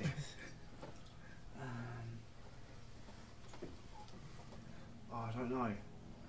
What did you last mention? Sorry. You were just rambling about Desmond, weren't you? Yeah. Oh yeah, I don't know who this is, mate. I don't know who they are. Why would he be in the Mercane? I don't think he's here, but he's the man that gave me the point of my missing eyes. Yeah, so you look at him, and where there should be eyes, there's 2 eye patches, and when he lifts them up, they're just sort of like green Little worms. little worms, and then like green sort of like they look like sort of fire, but it doesn't emit any heat. You see, it's not pleasant. Can I? What is it? Can I inspect? What are you inspecting for? I just want to see if he's got anything on him that can Deep into his give me eyes. any clues as to where he may have come from or who he is. Do you know what? Yeah, make an investigation check, please. Which is intelligence. Intelligence. Okay, so nat 20. Baby. Looking at this Kenku, you see, it's like he started to decay and then something paused the process. Like you imagine what existing between 2 heartbeats would be like is what you're seeing, right? Like plucked out at the moment of death, right? He's not carrying anything that identifies him, but you do notice one of his pockets is open, and a inside, Wikipedia article about me. inside is shreds of the same flyer that you just found, and you recognise it very clearly. Okay. I mean, this is some mental site. You're literally seeing inside Fucking someone's Sherlock pocket, again. right? Yeah, you're having mental these insight, crazy, beautiful mind moments where you're like, Dude, You're sure not you're intelligent. sure you're intelligent minus You 2? just figure shit out somehow. Hey, It just comes to you. Just get by. you know it, you understand it, but you don't know why. Yeah. Yeah. Okay. I see you've got this. You've picked those scraps in your pocket, mate. Are you interested in power or adventure? Well, I am in a way. If you're wondering why I have so much rage against Duke Esmond Kendall, it's because I used to be the benevolent leader of this town called Eagle Eye. Oh, But I did you was now? loved by the townspeople until he came along and destroyed what I had worked so hard to build. By the townspeople, like the Suffolk in there. What, Yeah. make a deception check. Okay. And then you make an insight check for me, please. You get advantage on deception, don't you, or do you not? Yeah. 18. What did you get on your insight? 5. You believe every word he's saying. Like Okay. you are like, I'm like, wow, okay. "Oh, okay, yeah. Like, well, do you want to go on an adventure with me? It'd be nice to get back into power. Right, let's do this. We're going to the spire. You taking take Griffith's this onto guy the on you spire. in this really old, half dead, like the kind of. He looks like the stuff that cats bring in as gifts. Do you know what I mean? Like, Clearly he owns Chewed the city. pigeon. I'm just gonna find loads of ways to describe you as dead as fuck. You drag him over to the Shade Spire. I look like an owl pellet.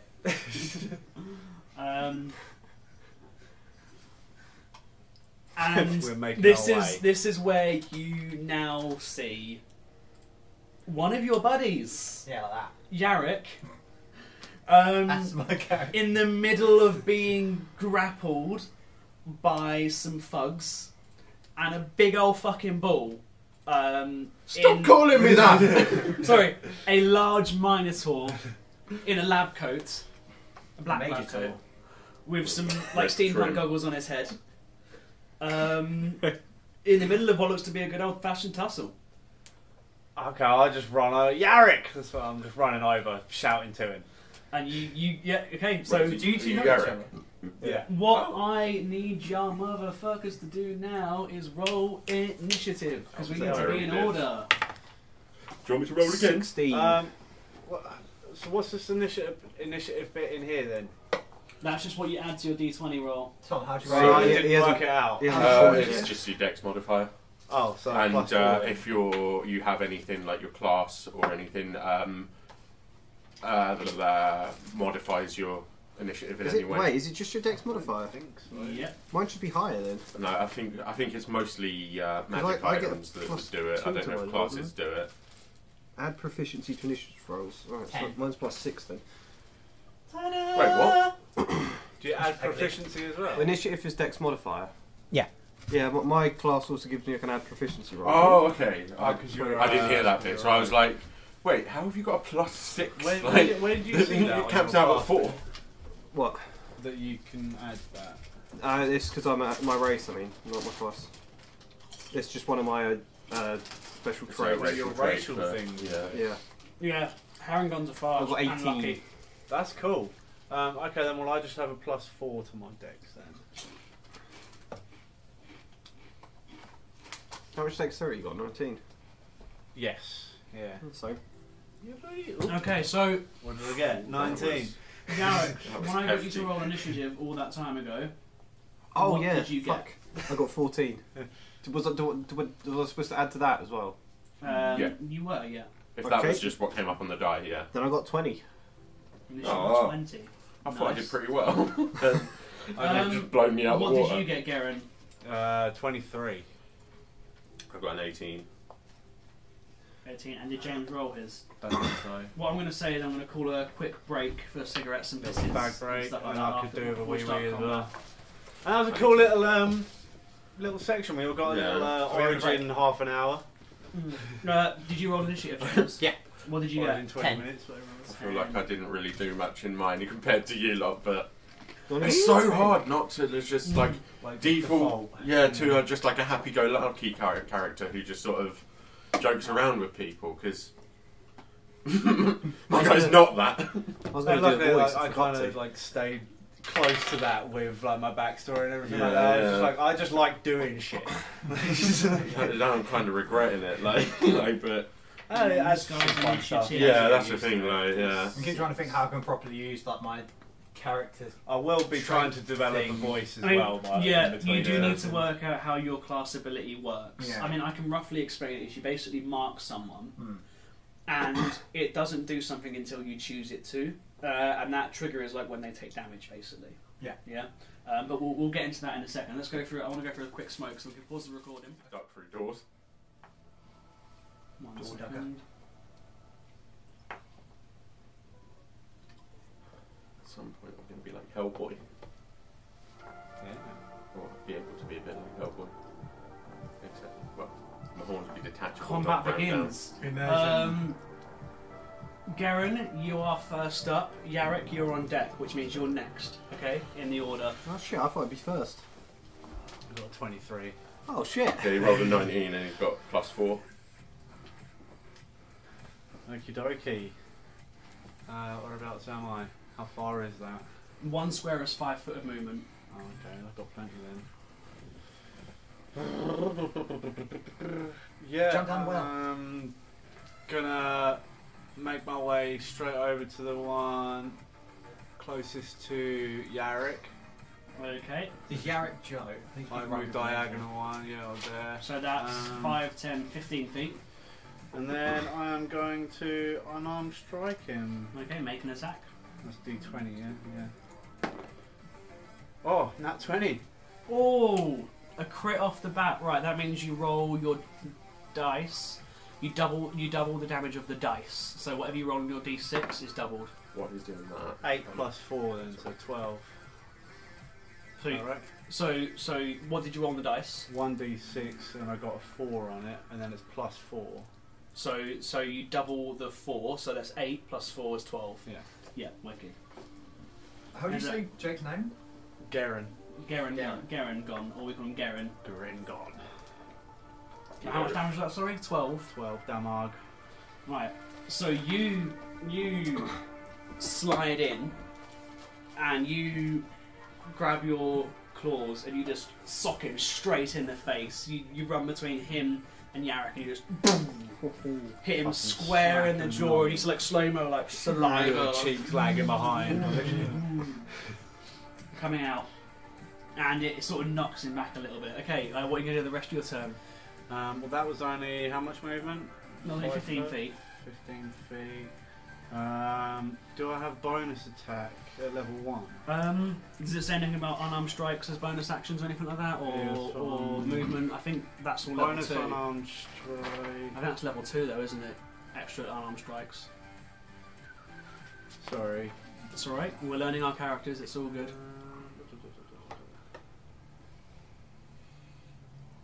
Can I be next, square up? Here. Yeah. Fuck, I'd what say did that they guy's mention outnumbered. I think it's level 2. You get the bonus unarmed strike for a bonus action. here? Design note, monk updates. Bonus unarmed strike is no longer tied to the attack action. Check your level 1 features. It should just be the next page. Martial arts unarmed defense. And then level 2 it should say about bonus attacks. Monk's discipline. That's about using key points. Okay, I'm just going to read it on my side. Monk. Because I wrote something in here about a bonus unarmed strike, but now I can't fucking find it. You can make one unarmed strike as a bonus action. Yeah, every turn you can make, so you can make another attack. Yeah, cool. I'll just bonk him again then. Okay, make another attack roll. Bonk him again! Put a bonk on it. Played that at the wedding. Yeah. Wait, what is it? I think that was one of the Do I highlights apply of the plus wedding. 6 A to that? d20 with all your Obviously, normal there's a lot of modifiers. highlights, but That was wicked. Okay, so that's an 18 to hit then. That definitely hits. Roll your damage. 8. 8. Fucking hell. He's done 20 20 damage damage, before the turn fight's 1. even started. So, as you do that first punch to his cheek, it is. You follow up with a strike straight into his stomach. So, as he's like going this way, you. Just twist. Straight to the Yeah. gut. He's like. Kansas City Shuffle.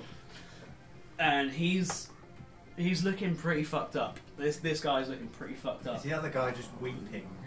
He's just like, oh shit! I have a really cool plan, but I don't know if he's going to survive long enough. Keep him alive, I want to kill him.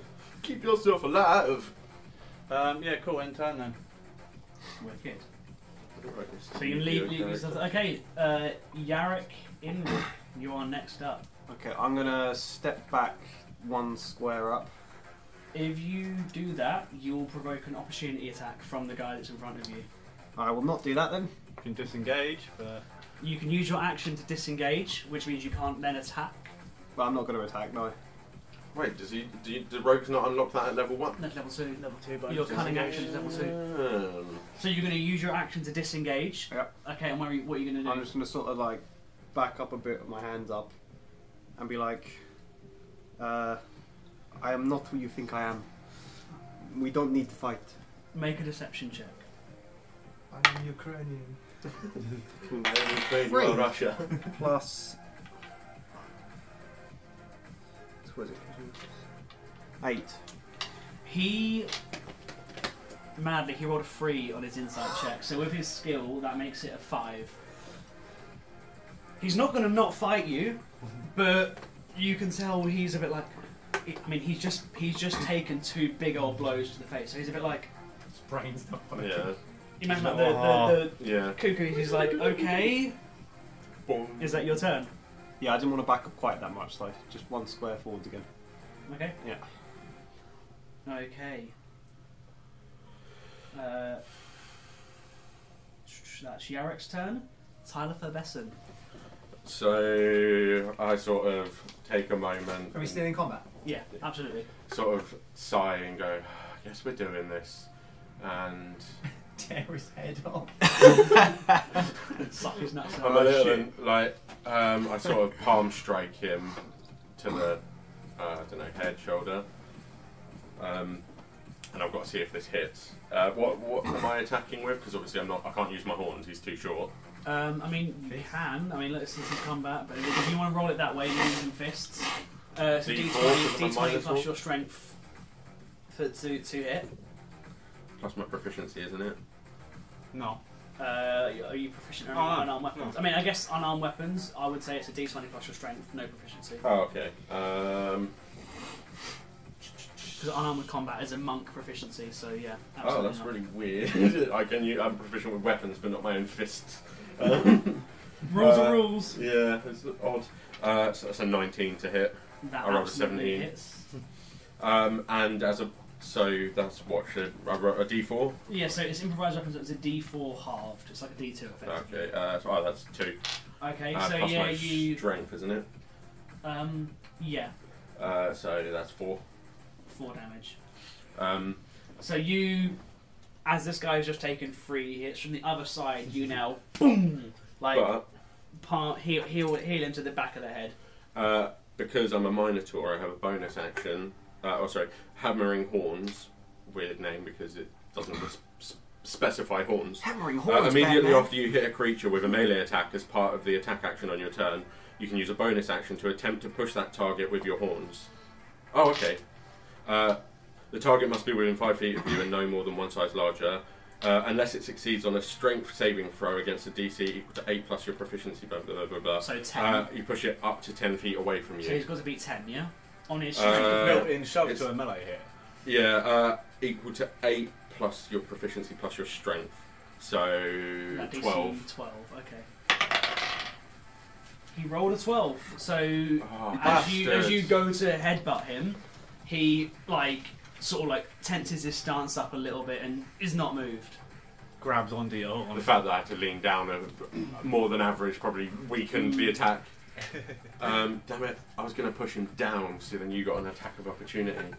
Oh, would that provoke it, would it? It Yeah. wouldn't, no, because he has to move himself. Oh, I thought it was just if they move out your space. No, I think I will check the rules. My understanding is that they have to move themselves. Oh, okay. That would make a lot more sense to me. I think. Yeah. So otherwise it's like by reaction I see him flying past me and I'm just like poof. Yeah. I think in certain situations I would probably allow someone to use their reaction. I'd have to check the rules as written. I'll okay, make a ruling on the spot and then check the rules as written. Okay, so is that your turn? Yeah, because I don't have any more. Okay, no movement, nothing. Okay, right, it's the Fug's go. Having just received from so many different angles so many different attacks, Bullying him.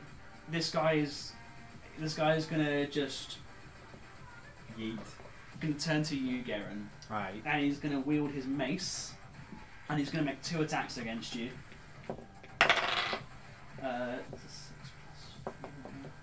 Does a 4 make your AC?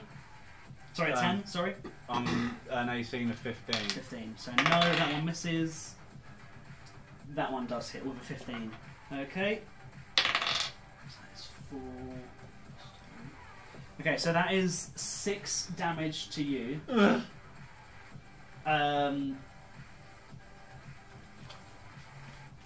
As he turns around and bonks you on the face with a mace. He turns Glad around he and missed goes, the first one. "Oh mate, you're Folds lucky your you face missed the in. first one."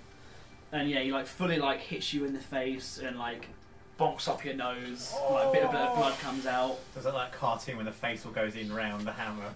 It's like Yeah. it's literally now. 60% of my health in one hit there. So. Jesus. Maybe I Um, should have attacked.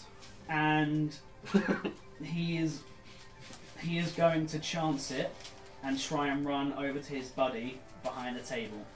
I was mainly just So- trying to shove him out of the way. So he's going to provoke an opportunity attack from Garen, Tyler, and Yarrick. If you wish to use your reaction to take What that, is the No, hit I won't. value for a... it's a normal attack. You roll a normal attack for your opportunity attack. So I don't add the plus... No, you do it as a normal oh, attack. right, yeah, as if you're okay. doing any Then, normal attack. well, that's 15 to hit then. That definitely hits roll damage. Are you taking your opportunity attack? Yeah, this time I will use my horns. Okay. Hit Does he for take him on? 9. There's a crowd watching this, right? Yeah. I am not going to. Okay. How much Hit damage? for 9. 9. Okay. That's a natural 18. That hits. It's a 1 on the d6 and it's plus my strength, isn't it? Yeah. Which is plus, so it's 3 damage. Okay, so as he goes to dive past, he makes a run for it. Fucking Full die. straight to the Garen, table. you like sweep him down, sweep at him as he runs. He like flies up, and Juggle you him. fucking headbutt him with your horns, and like a matador, you literally both right through the chest, and you've currently got a dwarf Skewer on your him. head. You have a dwarf on your head, and his buddy over there, hiding behind the table, sees this, and he sharts a little bit. Is he going to be at the point of making like death saves? No, he's dead. You guys make death saves. Enemies don't. That sucks. Yeah, he's dead. You have just impaled. Well, that's him. the Hippocratic oath out the window. It's alright, he was an arsehole. Do no harm. Oh shit. Bristletongue, you're up, buddy. Okay, I want to go over to where the other bloke is behind the table. Yeah, so you got 5, 10, 15, 20. Yeah, you can just make it to him. Yeah. Did he see me do that, or is he? Yeah, he's aware of where you are. Yeah, Okay. he knows that you're This is there. hiding Yarr. I want to crack him on the head with the cane. Okay. Fucking old lady. Go to Make an horny attack tail. roll. Don't you steal my purse! So that's D20 plus your. Nat 20. Oh damn! Plus So now, what's your damage dice for the weapon? Is it a D6? 1d6. Right, so roll a D6. 3. Right, so that's 6 damage. So you double it, and now add your modifiers. Uh, How do I do that? So it's your strength plus your proficiency. 5. 5. So that's 6 There it plus is. 5. That's 11 damage. So yeah, you walk over and go. What do you say anything to him as you hit him? And he just sort of like looks up in surprise, and he's just like undead raven. Car. Come over and go. "Gah!" And he like cracks him on the head, and he's wearing a hat. It sort of falls off, and he's like, "Oh, What was that for, Governor? fuck!" Is that your turn? Have I got one more action? Should've been a If case, you've dude. got anything that takes Oh, a no, bonus this- action, you can. Oh, I didn't Actually, run for it. check your class abilities. Pass me the Ilrigger sheet quickly. Let me explain how your stuff works for you. Hold on. So you have the ability at first level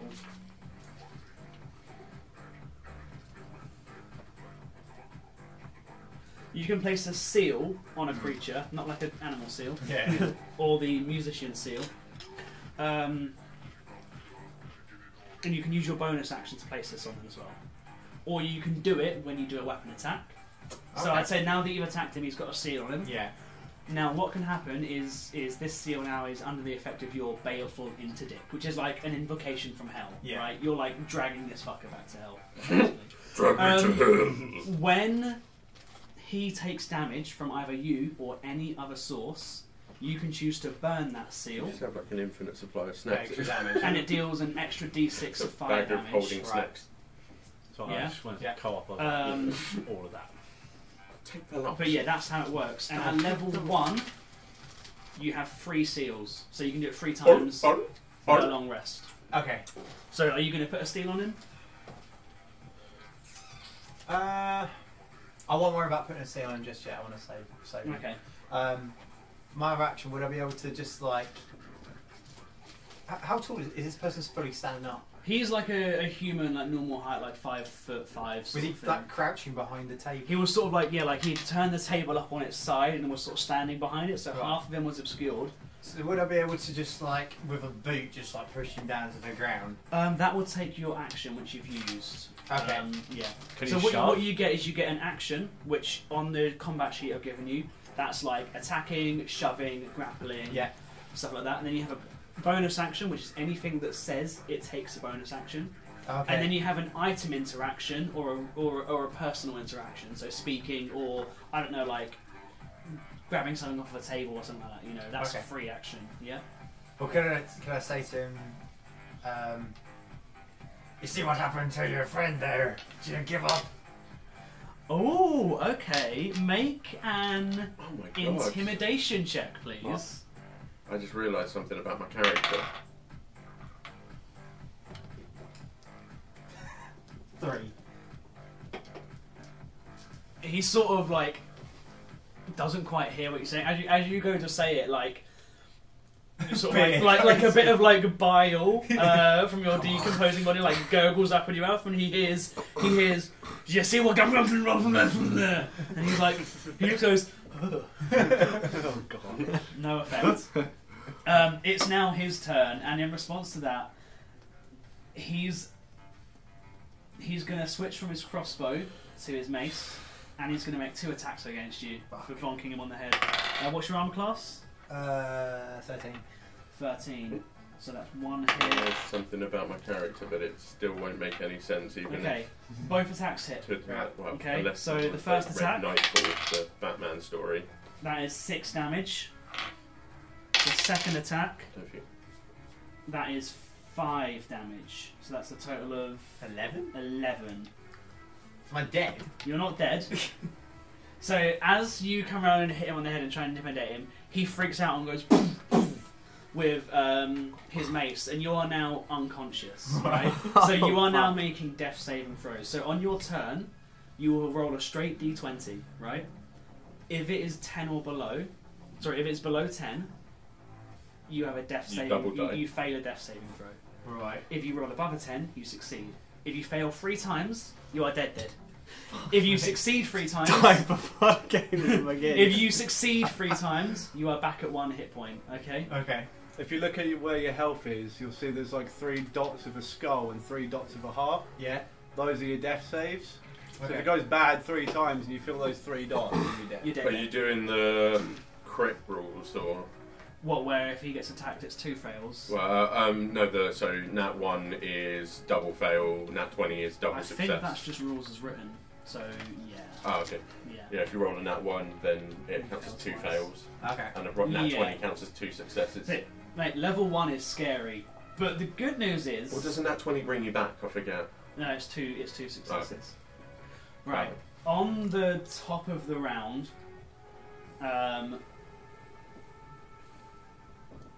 That might change how I planned my turn to go. at the top of the round, seeing what's going on, one more person from the house. Beetle. He's like a guy in a cape with 2 daggers. Ah. He's a wannabe Batman. Oh shit, they're not even drawn into the background. You've just plonked them there. Yeah. that's cool. They're tokens. They just have no background, so they look like they exist, right? So a smaller looking guy with a cloak and 2 daggers is going to join the fray and he is going to roll initiative. That puts him at 21. He's going to go second. Right, Garen, you're up. You've just seen your new undead bird friend bonk someone on the head and then immediately get knocked unconscious. Bonk someone on the head, gurgle out his mouth. This and then die. unknown Minotaur has impaled a dwarf on his head, and your mate is just standing there like. Hey, I'm not scared. I'm just calmly trying to solve this. Look what happened. I tried to do that. Yeah, at least I can talk. I'm just so put out by the whole situation. Like, I just wanted to go for a bit of a walk, and I've now killed a guy. That's Raffy all over. I'm trying to get away from my old life. Why does this keep happening? I know I've still got horns, but I'm going to make my way over to Gristletongue and that bandito over there. Which way are you going to move? If you go Um, straight to the table, you're at 15 foot. You would then have to climb over the table, which is 10 feet. Is the table not broken? But it's like a normal table, so it's like table height. So when you have to cross over that, it's difficult terrain. Okay. So it uses twice movement. Yeah. So I mean, look, it's 15 feet I've to the got table, 35 foot. and that's then right. 25 feet to be the other side of it, right? 35. So yeah, you can get it to there quite easily.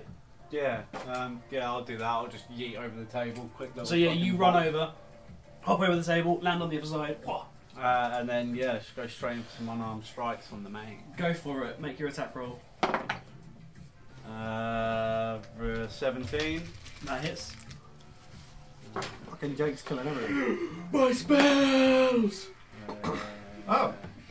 Oh wait, no, Nine. that wasn't even my 9 spells. damage. Oh. I hope something. Wasted So you drama. make your first strike, bam, crack him straight in the back of the head.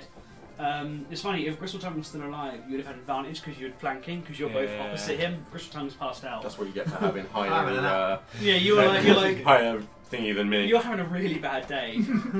As far as you know, yesterday you were alive when you got shot in the face. Not been my week. Yeah, so you make your first attack and crack, straight in the back of the head. Are you making a follow-up strike? Shrapnel from the Yeah. bullet. Yeah. It's like, Yeah. that's cool. Fucking 25 to hit. And For 2 then hours. 10 damage. 10 damage. I don't So, know I'm if going to say that on the first hit, you crack him in the back of the head. You then spin round, and you roundhouse kick him to the back again. He's alive, but like he's barely clinging on, man. Like you have Okay. run a number on this geezer. If I move out of his range, it will opportunity attack, won't it? Yeah, he's still got his reaction, so he can Yeah. use that opportunity Didn't attack. like daze him or anything. What else can I Amaze do? me. I've used action and bonus action, so I can't do anything else. Okay. Yeah, it's being level 1, isn't it? Like, yeah. right. It is now this geezer's go. I love how they pulse when it's their go. I Yeah, like that. that's good. Right, so this guy is going to use his movement, and he's going to run up to Tyler Oh, for because he's fuck's just seen sake. you murder one of his buddies, It was an accident. I accidentally impaled him on my head. and he's going to I wasn't make trying to kill him. I just wanted to de-escalate. 2 attacks against you with his daggers. That is a 8 to hit. Quickly, That Joe, misses. talk him out of it. An 8 and Or is that mid-strike? 13. I'm pretty sure I'm 16. Yeah. So yeah, he goes to make his swings with his daggers and he misses both. He like, and I don't know, he just sort of whiffs both of them really badly. You go get good scrub. Oh, that guy isn't on our side. No, that guy's not on I your thought he was side. going to be on our side. I Oh, was going to fuck. help. So was I, yeah. He's one of the gangsters. He was one of the thugs. Right, Yarrick, you're up. Right. Would a herbalism kit help heal Gristletongue? Not Quickly, right fresh now. Mage on Certainly me. try. I am proficient in medicine. Put some parsley on my head. Time to make. Well, them. you No. If it doesn't help, at least you're well seasoned. Yeah. Can you do anything to help if you're proficient in medicine? I think I can cast a fireball. The to best cook- way to The best way to You're a bit rotten. Like, the best way to Cut meals and save meals, someone straight in the when bin. they are unconscious is with healing. You can make a medicine check to attempt to stabilize him. That is a DC 10 wisdom check. DC, isn't I roll a D10? You mean? You have to roll. So you have to roll a D20. DC stands for difficulty class. Right. So you've got to or target number. Let's say target number. I've got to get You've got to 10. beat 10 or higher. Right. So I can do that as one So action. you, can yeah, I? yeah. So that would be your action. That would be your turn. So an Oh, so I action. can't do that and then talk to the people. You can talk. Yeah. So an action is you take the attack action. I'm Well, going to go and you try and talk while you're stabilise doing his it. tongue. So you run over to the Gristle Tongue. Make a medicine check. It's not going to work. I rolled a 2. I'm proficient in it. So 2 what plus was it? 2. Plus Have you got plus wisdom. 8? 5. So you walk over, and what do you do to try and wake him up? Punch him in the chest. Yeah. So you go over there and you go, you like grab him and you shake him and you go like slap, slap, slap, slap, slap. It's not just worms happening. coming out. I'll just look over and be like, yeah, that's probably not going to work. Yeah, the qualified doctor's like, Yeah. We've got the doctors fighting. the rogue isn't murdering, but the doctor is. The doctor Yeah. murdered. He was just trying to shove the guy out the way, and he Right. ended. I can It try and just persuade sort of- again though as well. You can try and persuade, yeah. I'll say, you do not need to do this. It's 4 against 2. You do not Three. need to die. Make, I like make those a, odds. Make a persuasion. Your friend check. has already 3 died. against 2. You from almost beyond the Natural grave. 20. I like those odds. Natural fucking 20. Okay, so on a nat 20, this thug, who is at death's door, Oh, it's not both of them. It's just the one I can talk to. it's the one guy. Ah, fuck. He takes his crossbow and just fucking chucks it in the well behind him, and just hands up like, "Let me live, please." And he sort of looks to all of you like, "Let me live, please. I'm just doing what the boss says. It's just work, man. You started it. I Well, mean, he started it, and he's dead. And I'm just here." Do it. I was like, he punished you, and he started it, and he's dead, and I'm not who you think I am. I don't even know who he am thought not you the were. guy. I'm gonna say that on, They on fucking started. They're attacking I'm gonna kids. say on a nat 20, this guy is gonna fucking disengage, and he is gonna run away. Like, he's gonna dart into the crowd. Jump in that well over there. He runs over, fails to stab me on 2 attempts, and then just runs up. He just yeah. From your point of view, a guy running when shit.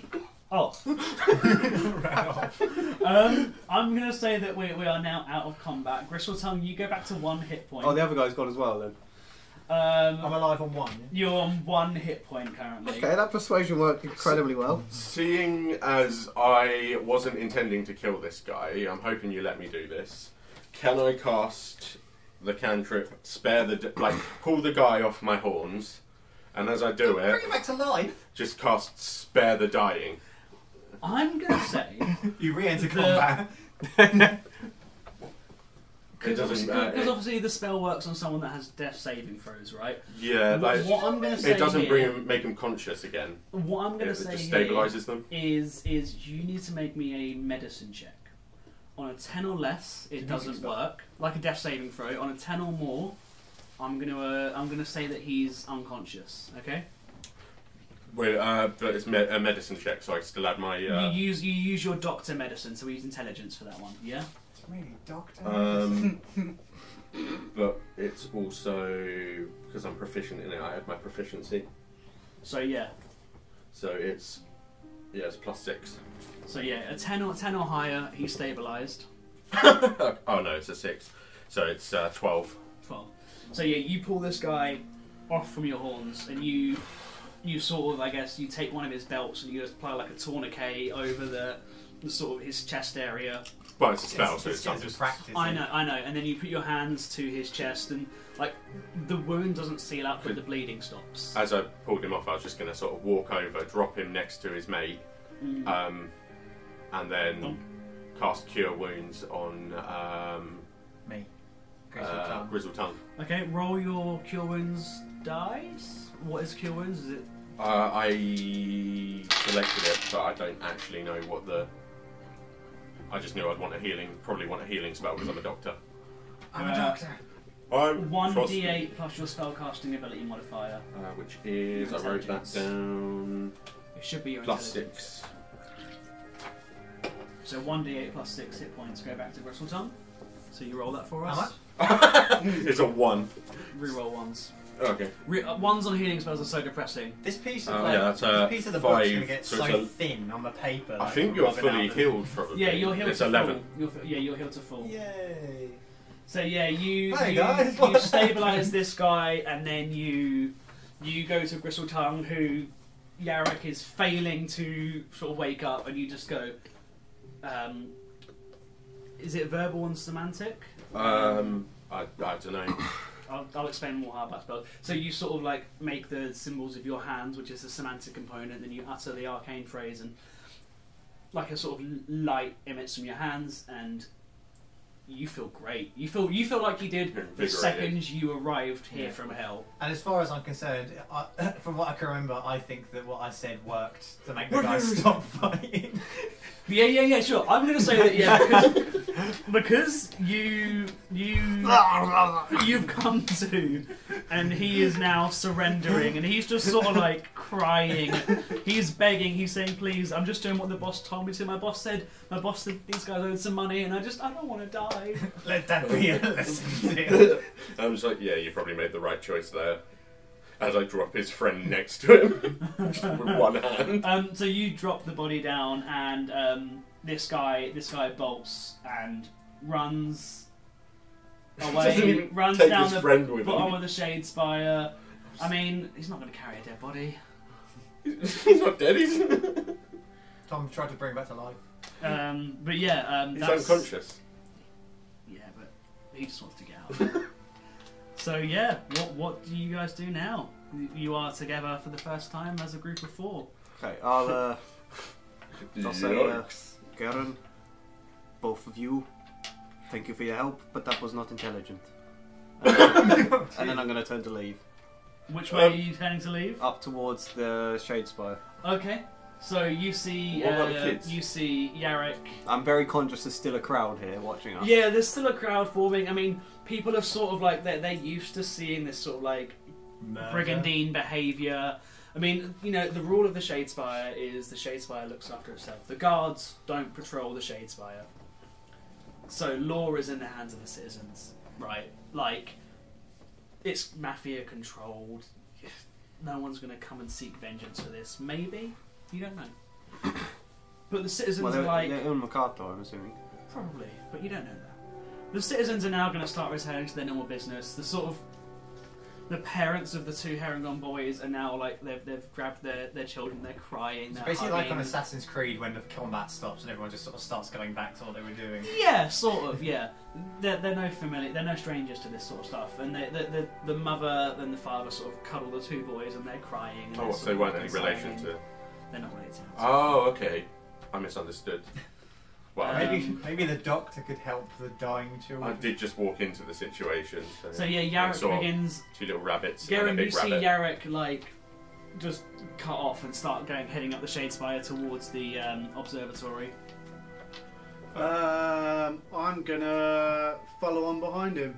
Yeah. So Garen, you in similar fashion just walk on with him. I'm just gonna like sort of look towards him and be like, excuse me, like, what just happened?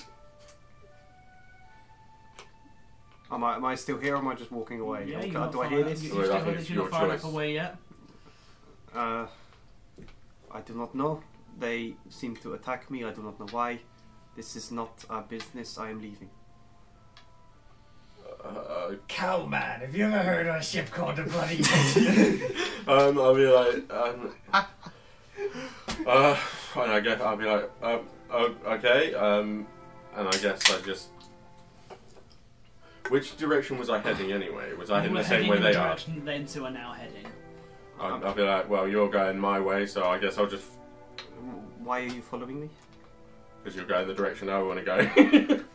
And also, I'm still trying to figure out what the hell just happened, and you two seem to have a bit of knowledge on it, since you were the one involved when I walked in.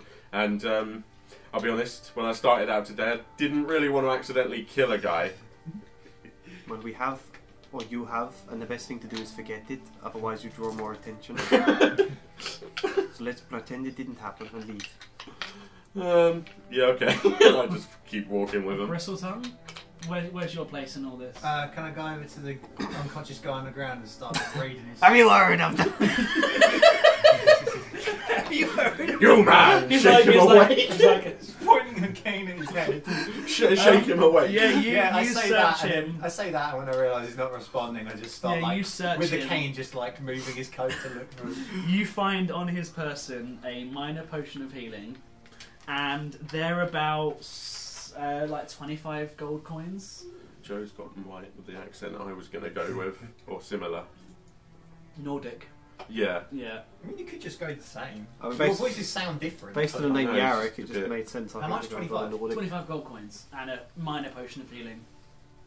There's actually a section in your inventory just for minor potions of healing. Yeah, Is that's all that. Yeah, there's actually a section for how many minor potions of healing do you have. Where's that? Oh yes. Just we Superior- turn regular on superior- there isn't the minor. light, please. Sorry, it is regular potion of healing, sorry. Oh. Regular. But there's a section for 2d4 it. plus 2. There you go. Lamp. I can't see it. Oh yeah, does that lamp turn on? Well, Yeah, there's the there's light a above cookie us. switch below. Right. Or I Joe. can see the wire. Actually, My this will be more eyes D&D lighting. don't work so good This will be more in low light. atmospheric. If you turn that Oh, I don't remember seeing a racial trait of dark vision, but I feel like it makes sense for a Minotaur a race that dwells in dark labyrinths, there we go. It's more to have more dark ambient vision. lighting. Especially because I've got labyrinthine direction or something, which is I always know where north is. And you're a minor. You don't actually have dark vision. Seems weird. It seems like a Minotaur should have dark vision. You do not have dark You vision. go about a labyrinth with a little lamp. Then- You are one of the only races that you and humans no dark vision. Oh, do I have dark vision? I'm pretty sure you no a race you don't either. that was Well, rabbits introduced don't. into mythical canon, As being living in underground. the dark, Animals that are most awake at night don't have dark vision. living in a dark maze. One sec, let me check. Herringon.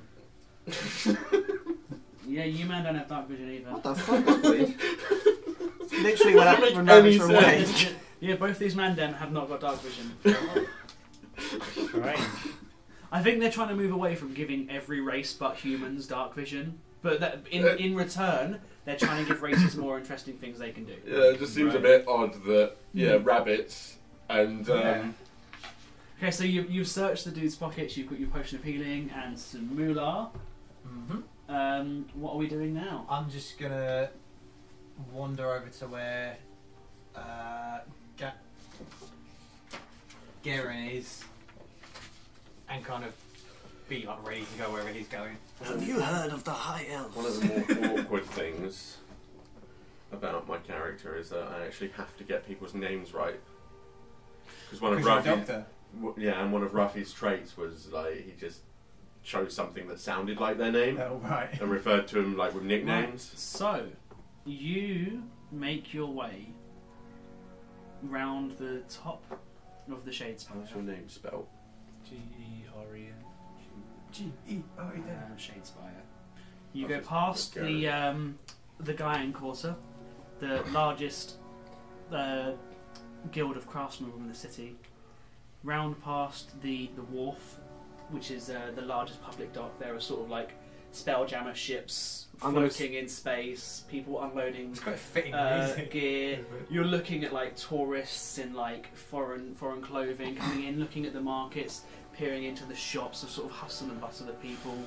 You make your way further up the Shadespire, now passing the Earthshatter Commune, which is a guild of fighters that basically take on contracts for any threats that are in the system. You see sort of armoured people, you see warriors, soldiers, rangers, and all sort of adventurers sort of hanging out at the front. And then finally, you hit the crest of the steps of the Hypatian Observatory. At the centre, you see a pale elf in finery, long white hair, wiry fingers, long like unkept nails. Next to him, at the centre of the observatory, which is like think of like the ancient Greeks sort of like meeting places where they would sort of gather and have their sort of public forums. I was going to say the forum. Yeah, and next to him are sort of a person holding a scroll. There is a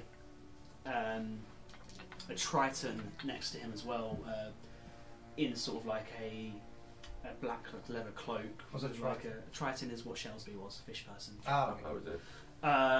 Next to him, and then behind him are 3 very heavily armed guards in black and gold armour with giant pikes sort of astride them.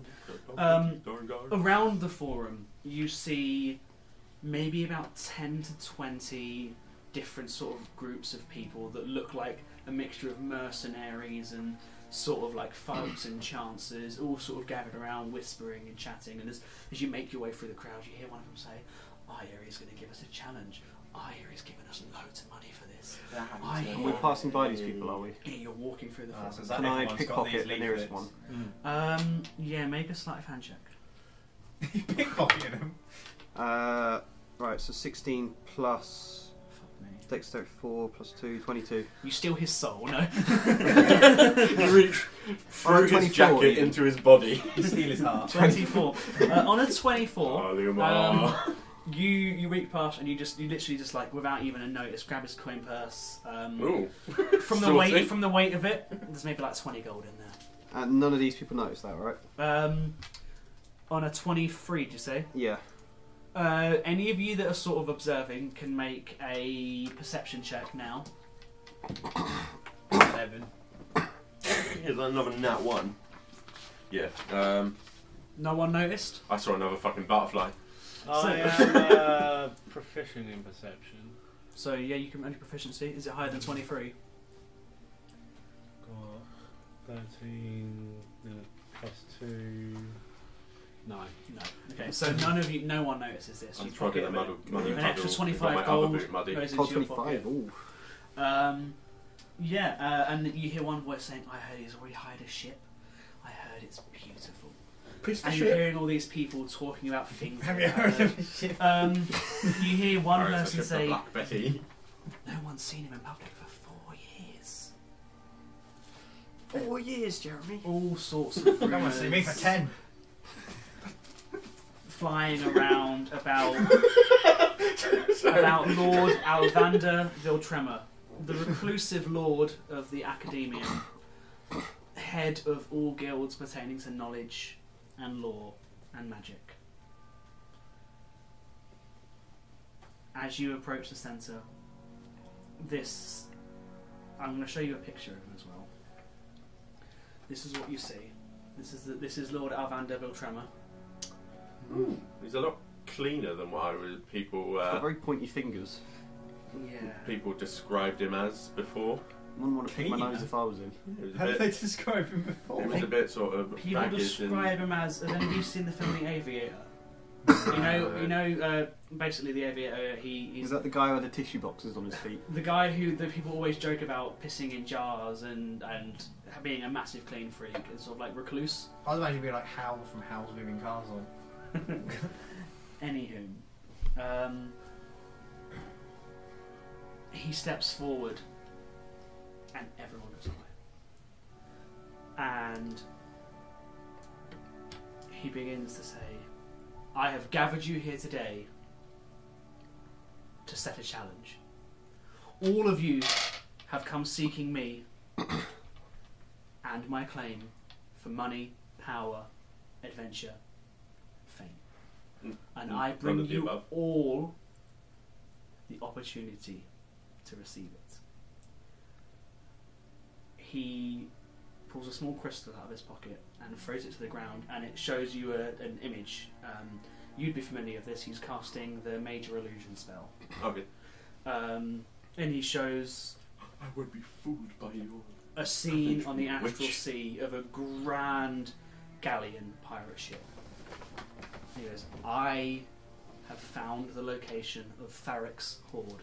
Farrick's the Great Pirate Overlord. Do that with an X. Pirate King. Tharix. Tharix. And as he's showing you this, I just you keep see confusing why, you see the because it's pirate fantasy. ship sailing through the Astral Silver, approaching a merchant vessel. You see it, cannons firing, men jumping from one ship onto the vessel, robbing it of all its gold, and then disappearing into space. I am looking for a crew of adventurers. Do the ships look familiar to me, keeping the dream I had earlier in mind? They do, yes. They look like the ships you saw in the giant pile of gold. Very enticing. He says, but I'm not looking for just your normal, foolhardy adventurers. For this, you must be cunning. You must be ruthless. You must be strong.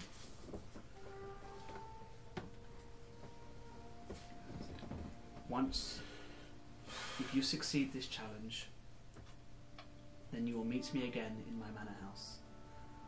My steward will explain the rest. And he walks off, and the Triton next to him in the black coat throws his hood down and explains, each group must be a team of at least 4 people. If you are not yet a team, one will be assigned to you. If there are no teams, you will not take part. Each team will have their own challenge. There are no rules on interfering with each other. There are no morals, and killing is indeed on the menu. BOIS. And you see that, like, what you didn't notice before is there's like a series of tables with like people with sign-up sheets on them. Of recruiters. Yeah, and he goes, if you wish to take part, then sign up, and I will see you in a minute. A small donation goes towards Mary Curie Foundation. Okay. And people start like looking. Some people look quite panicked. Some people are already in groups. There's one person in a group of 5, and they're drawing straws to see who's the odd one out. There's a group of 3 people that are like, oh, what about that guy? What about that guy? And there's loads of like random individuals, sort of like, like, oh, what are we gonna do? Only to step into like a cyber suit and like. What do you 4 do, Yarrick? I'll turn to Garen and say, I'll say cough. Sick. I think now is the day I will need your services. Okay then. Yeah, I'm more than happy to go along with Yarrick. I'll give him a little like nod of approval. I'm gonna fucking grab my arm around our wily little pirate and like just drag him in, and be like, "You're with me." Wait, we're taking this. Oh yeah. He almost died a minute ago. Yeah, it's fine. Are you sure he's capable? Yeah, he's fun. Didn't you see the intimidation I pulled? You practically flew up on yourself. I brought him back. That's right. I like him. This is not about like. This is about winning. We're here for gold. Did everybody see the ship that was on that hologram? I could have sworn it was a bloody Betty. Listen to him. Look at him. Can I use my deception? You can definitely try. roll a deception check?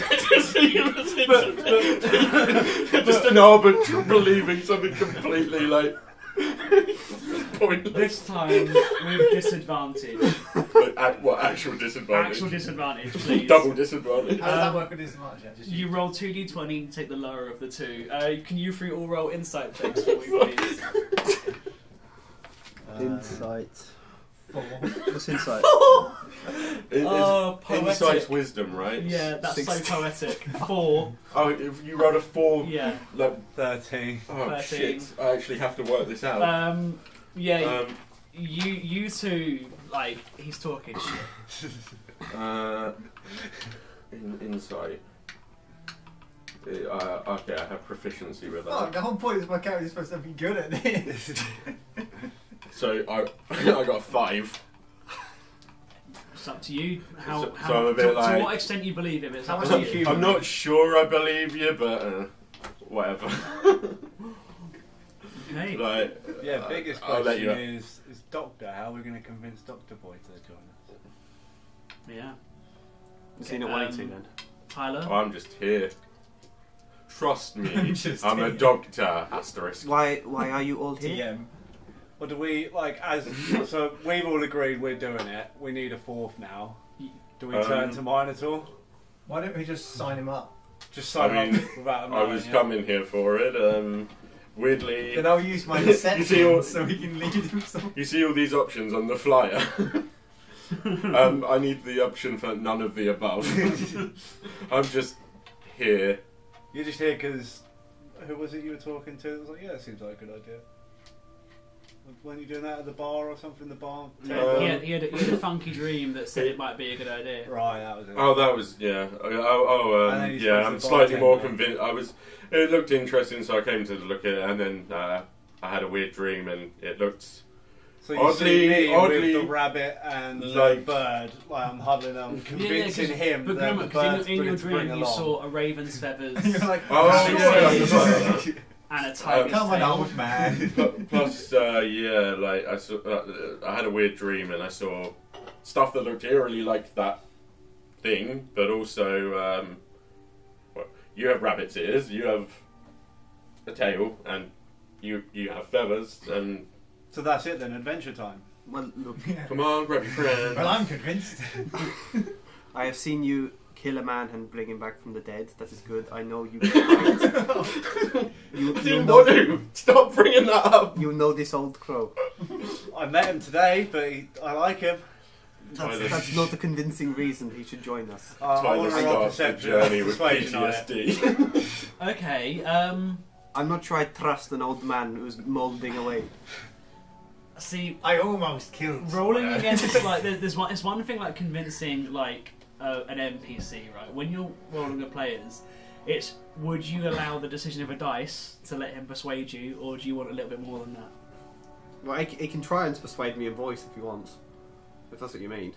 Yeah, I'm saying like, would you allow the dice roll to decide how persuasive he is, or do you want his words to persuade you? I could roll and see what he gets. I mean, Right. Well, I mean, yeah, he sold on me because everybody Persuasion. Yeah. Where is it? got back up, took credit for it, and tried to make us all believe. I've got 13. Tom. Sorry.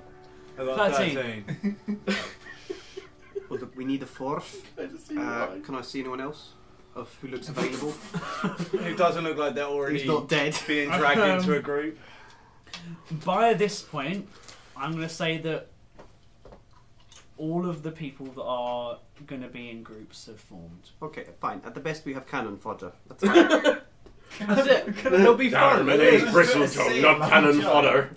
Can you put a seal on Joe? I'm not a Say religious basically guy. like, here you go. Here's your The persuasion. thing is, if you do it, they can't see it and they don't know it's there. Right? Only you can see the seal. What the Or- fuck's a seal? Or, But will that- he know?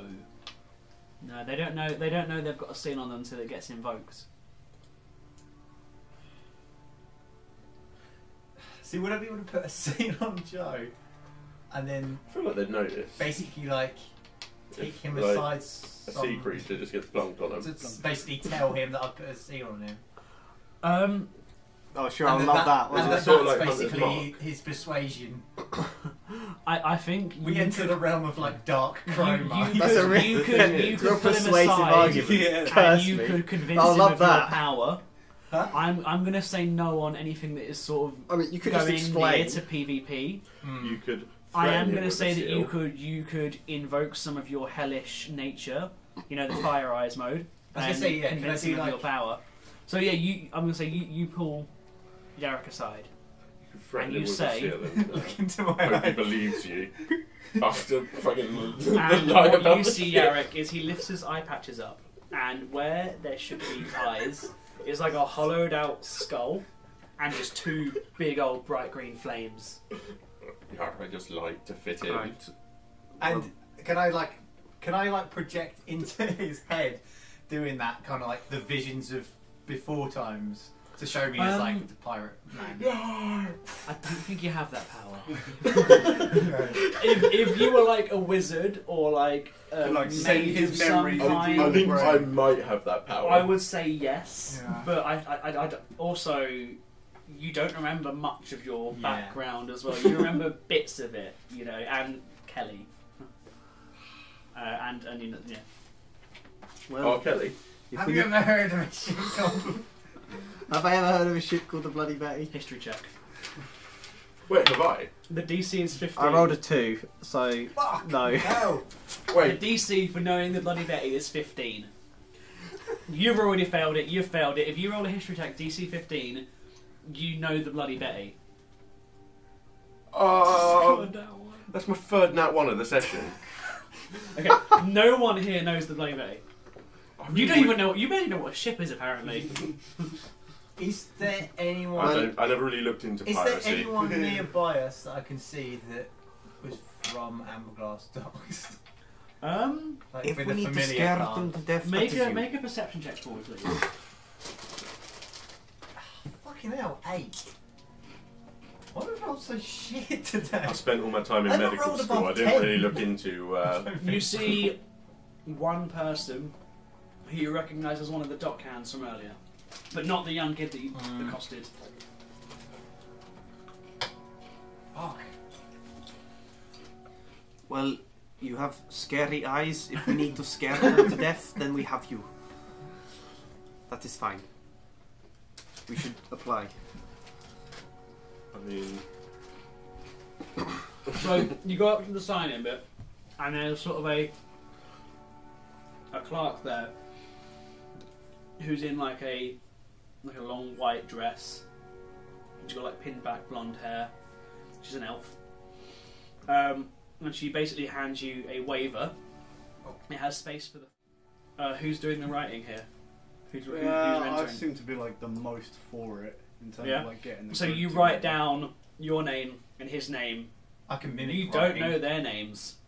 Could I ask oh, I'm you a doctor. to You write wouldn't be my able to real- read my writing. Okay, what do you want him to write Could instead? you write my name as Alazik?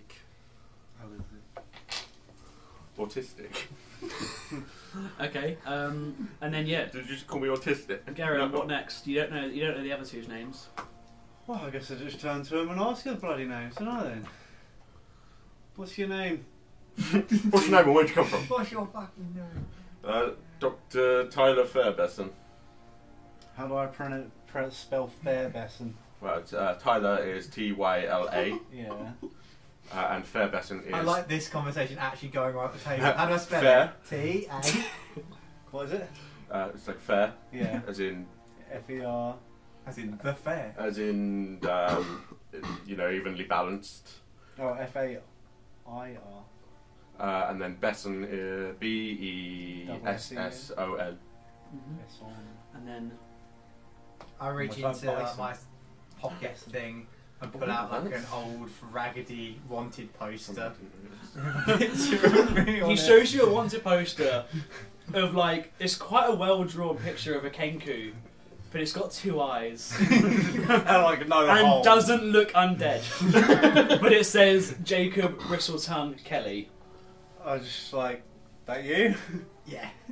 Oh, okay then. Wicked. So as you signed up, you noticed that like there's like lengthy terms and conditions, which is like I forfeit my right to We just click accept. to like any legal repercussions that may come from my involvement in this challenge. Any harm done to me or others as a result of participating in this challenge will incur no legal. It's a death clock pain waiver. Yeah, Yeah. basically like anything bad that happens to you, that's on you. That's on you, boo. Okay, yeah, this is just your average pain waiver. That's average So Apple terms. as you've and signed it, Human centipede. and you hand it back to the clerk, the Triton gentleman in the black cloak eventually, after like maybe like 10 or so minutes of waiting and groups being seen individually, goes, "Okay, I have your challenge," and he hands you a scroll.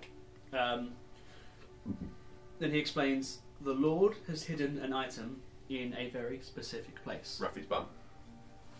He requires you to find this item and then bring it to someplace else. and exchange it for another. The exchange item is to be brought to his manor within 24 hours of the clock starting. You will be against 2 other teams that have the same information. Ugh. Was there 3 teams total? Yes. Is it the Diary of Amantius Selectus? It's not. It's the secret diary of a cool girl. For the first Holy item, grail. you will receive 1 clue to the location in the form of a riddle. The next clue will be found at the second location. Never go to a second location. Oh, it's a treasure hunt.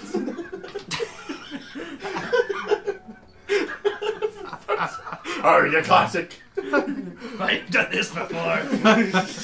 Where's the X? This be my game. There's mateys. always a red X on the map.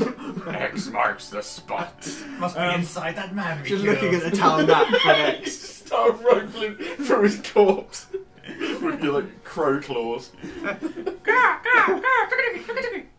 The clue is as follows: beneath the moon, where tombstones stand, a quiet place, the final land. No footsteps heard, no sunlit ray. Where am I? Where the departed stay. Oh Christ! Look for Ash. That's Ash, the name with an E at the end. Her heart did yearn. I left her there. Burial urn. Okay, can you like say it slowly so I can write this down? Beneath. Or have you got it on text you can put up on the screen? Yeah, or send it to Jake or all of us. I will put it on the screen. You could make a group chat on WhatsApp or something, or Facebook. Do you have it in braille? Or post it in Discord.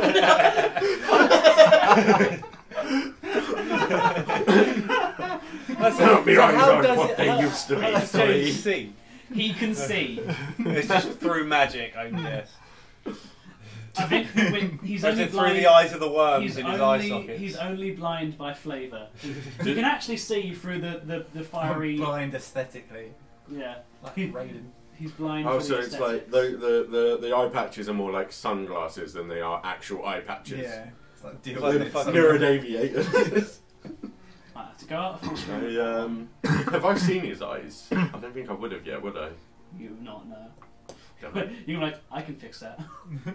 Right, I've there just you seen go. This is Google Um, eyes on top. I'm gonna. Can I do a quick check Where tombstones? What? to see if they have anyone other than anyone has any visible disfigurements? Is that an intentional capital Y on Yearn? No, that is not. Okay. Just looks poetic. In German, they seem to just randomly capitalise words as well, and I haven't learned enough German to figure out why. I have an issue where when I'm typing, sometimes my little finger presses the shift button when I don't mean it to. Yeah, sometimes I do that, and also because I play Magic, sometimes on my phone, when it auto-fills words, it's with a capital letter because it's the name of a card. So I've typed it with a capital letter before. Or do I need to roll to check, or does anyone have any visible disfigurements? Joe, do you have any visible disfigurements? He's a rabbit. But- Yes, I do, and I can't remember what it is. I didn't write it down anywhere. I think I have a. I think it's a scar, sort of somewhere like there. Are you wearing a mask? Oh yeah, I'm wearing a mask and a hood. You'll be able to see. Anyone else? So on the picture of Joe on the AI one, has he got like a half head mask, or is that his? I couldn't get That's AI his to do fur it, pattern, Oh. right? but I have like a Doctor Doom mask on. Okay. His fur pattern is half black, half white. Alright. I could not get AI to understand he's wearing a mask. Mm. Now imagine he looks like, Donnie Darko's Frank the Bunny mask. Yeah, yeah, yeah. Imagine that. Right, okay. Oh, but without the ear bits. Yeah. Yeah. I'm guessing Garen doesn't have any. Nope. Why are you You've asking? got loads. Hmm? Well, this is just. I'm He's basically just I'm one thinking big this in my scar. head. Like I'm not. I am wound. I'm not asking anyone in particular. I'm just sort of trying to observe if anyone. Is he missing any body parts other than eyes? So I actually Me? think Yeah, are you visibly missing any? Let me check the picture. that's probably a good place to finish off for today. Just my eyes. I think. Fuck, now I'm gonna wonder What which was riddle. the last line? Sorry. Nearly there. Look for Ash. Her hearted yearn. I left her there. Burial urn. I've realised for D&D you've got to make riddles a bit more obvious than like cryptic. Yeah. So otherwise I'm just going to spend the next 2 hours of fucking gameplay asking NPCs about a riddle. Yeah. I do remember when I was going through that. Have you heard of the burial urn? Mentioned about the place with the big graveyard. I've got some fucking solid notes taken today, man. 1, 2, 3, nearly 4. Right, that's Those us try done, shows don't James. write quick enough.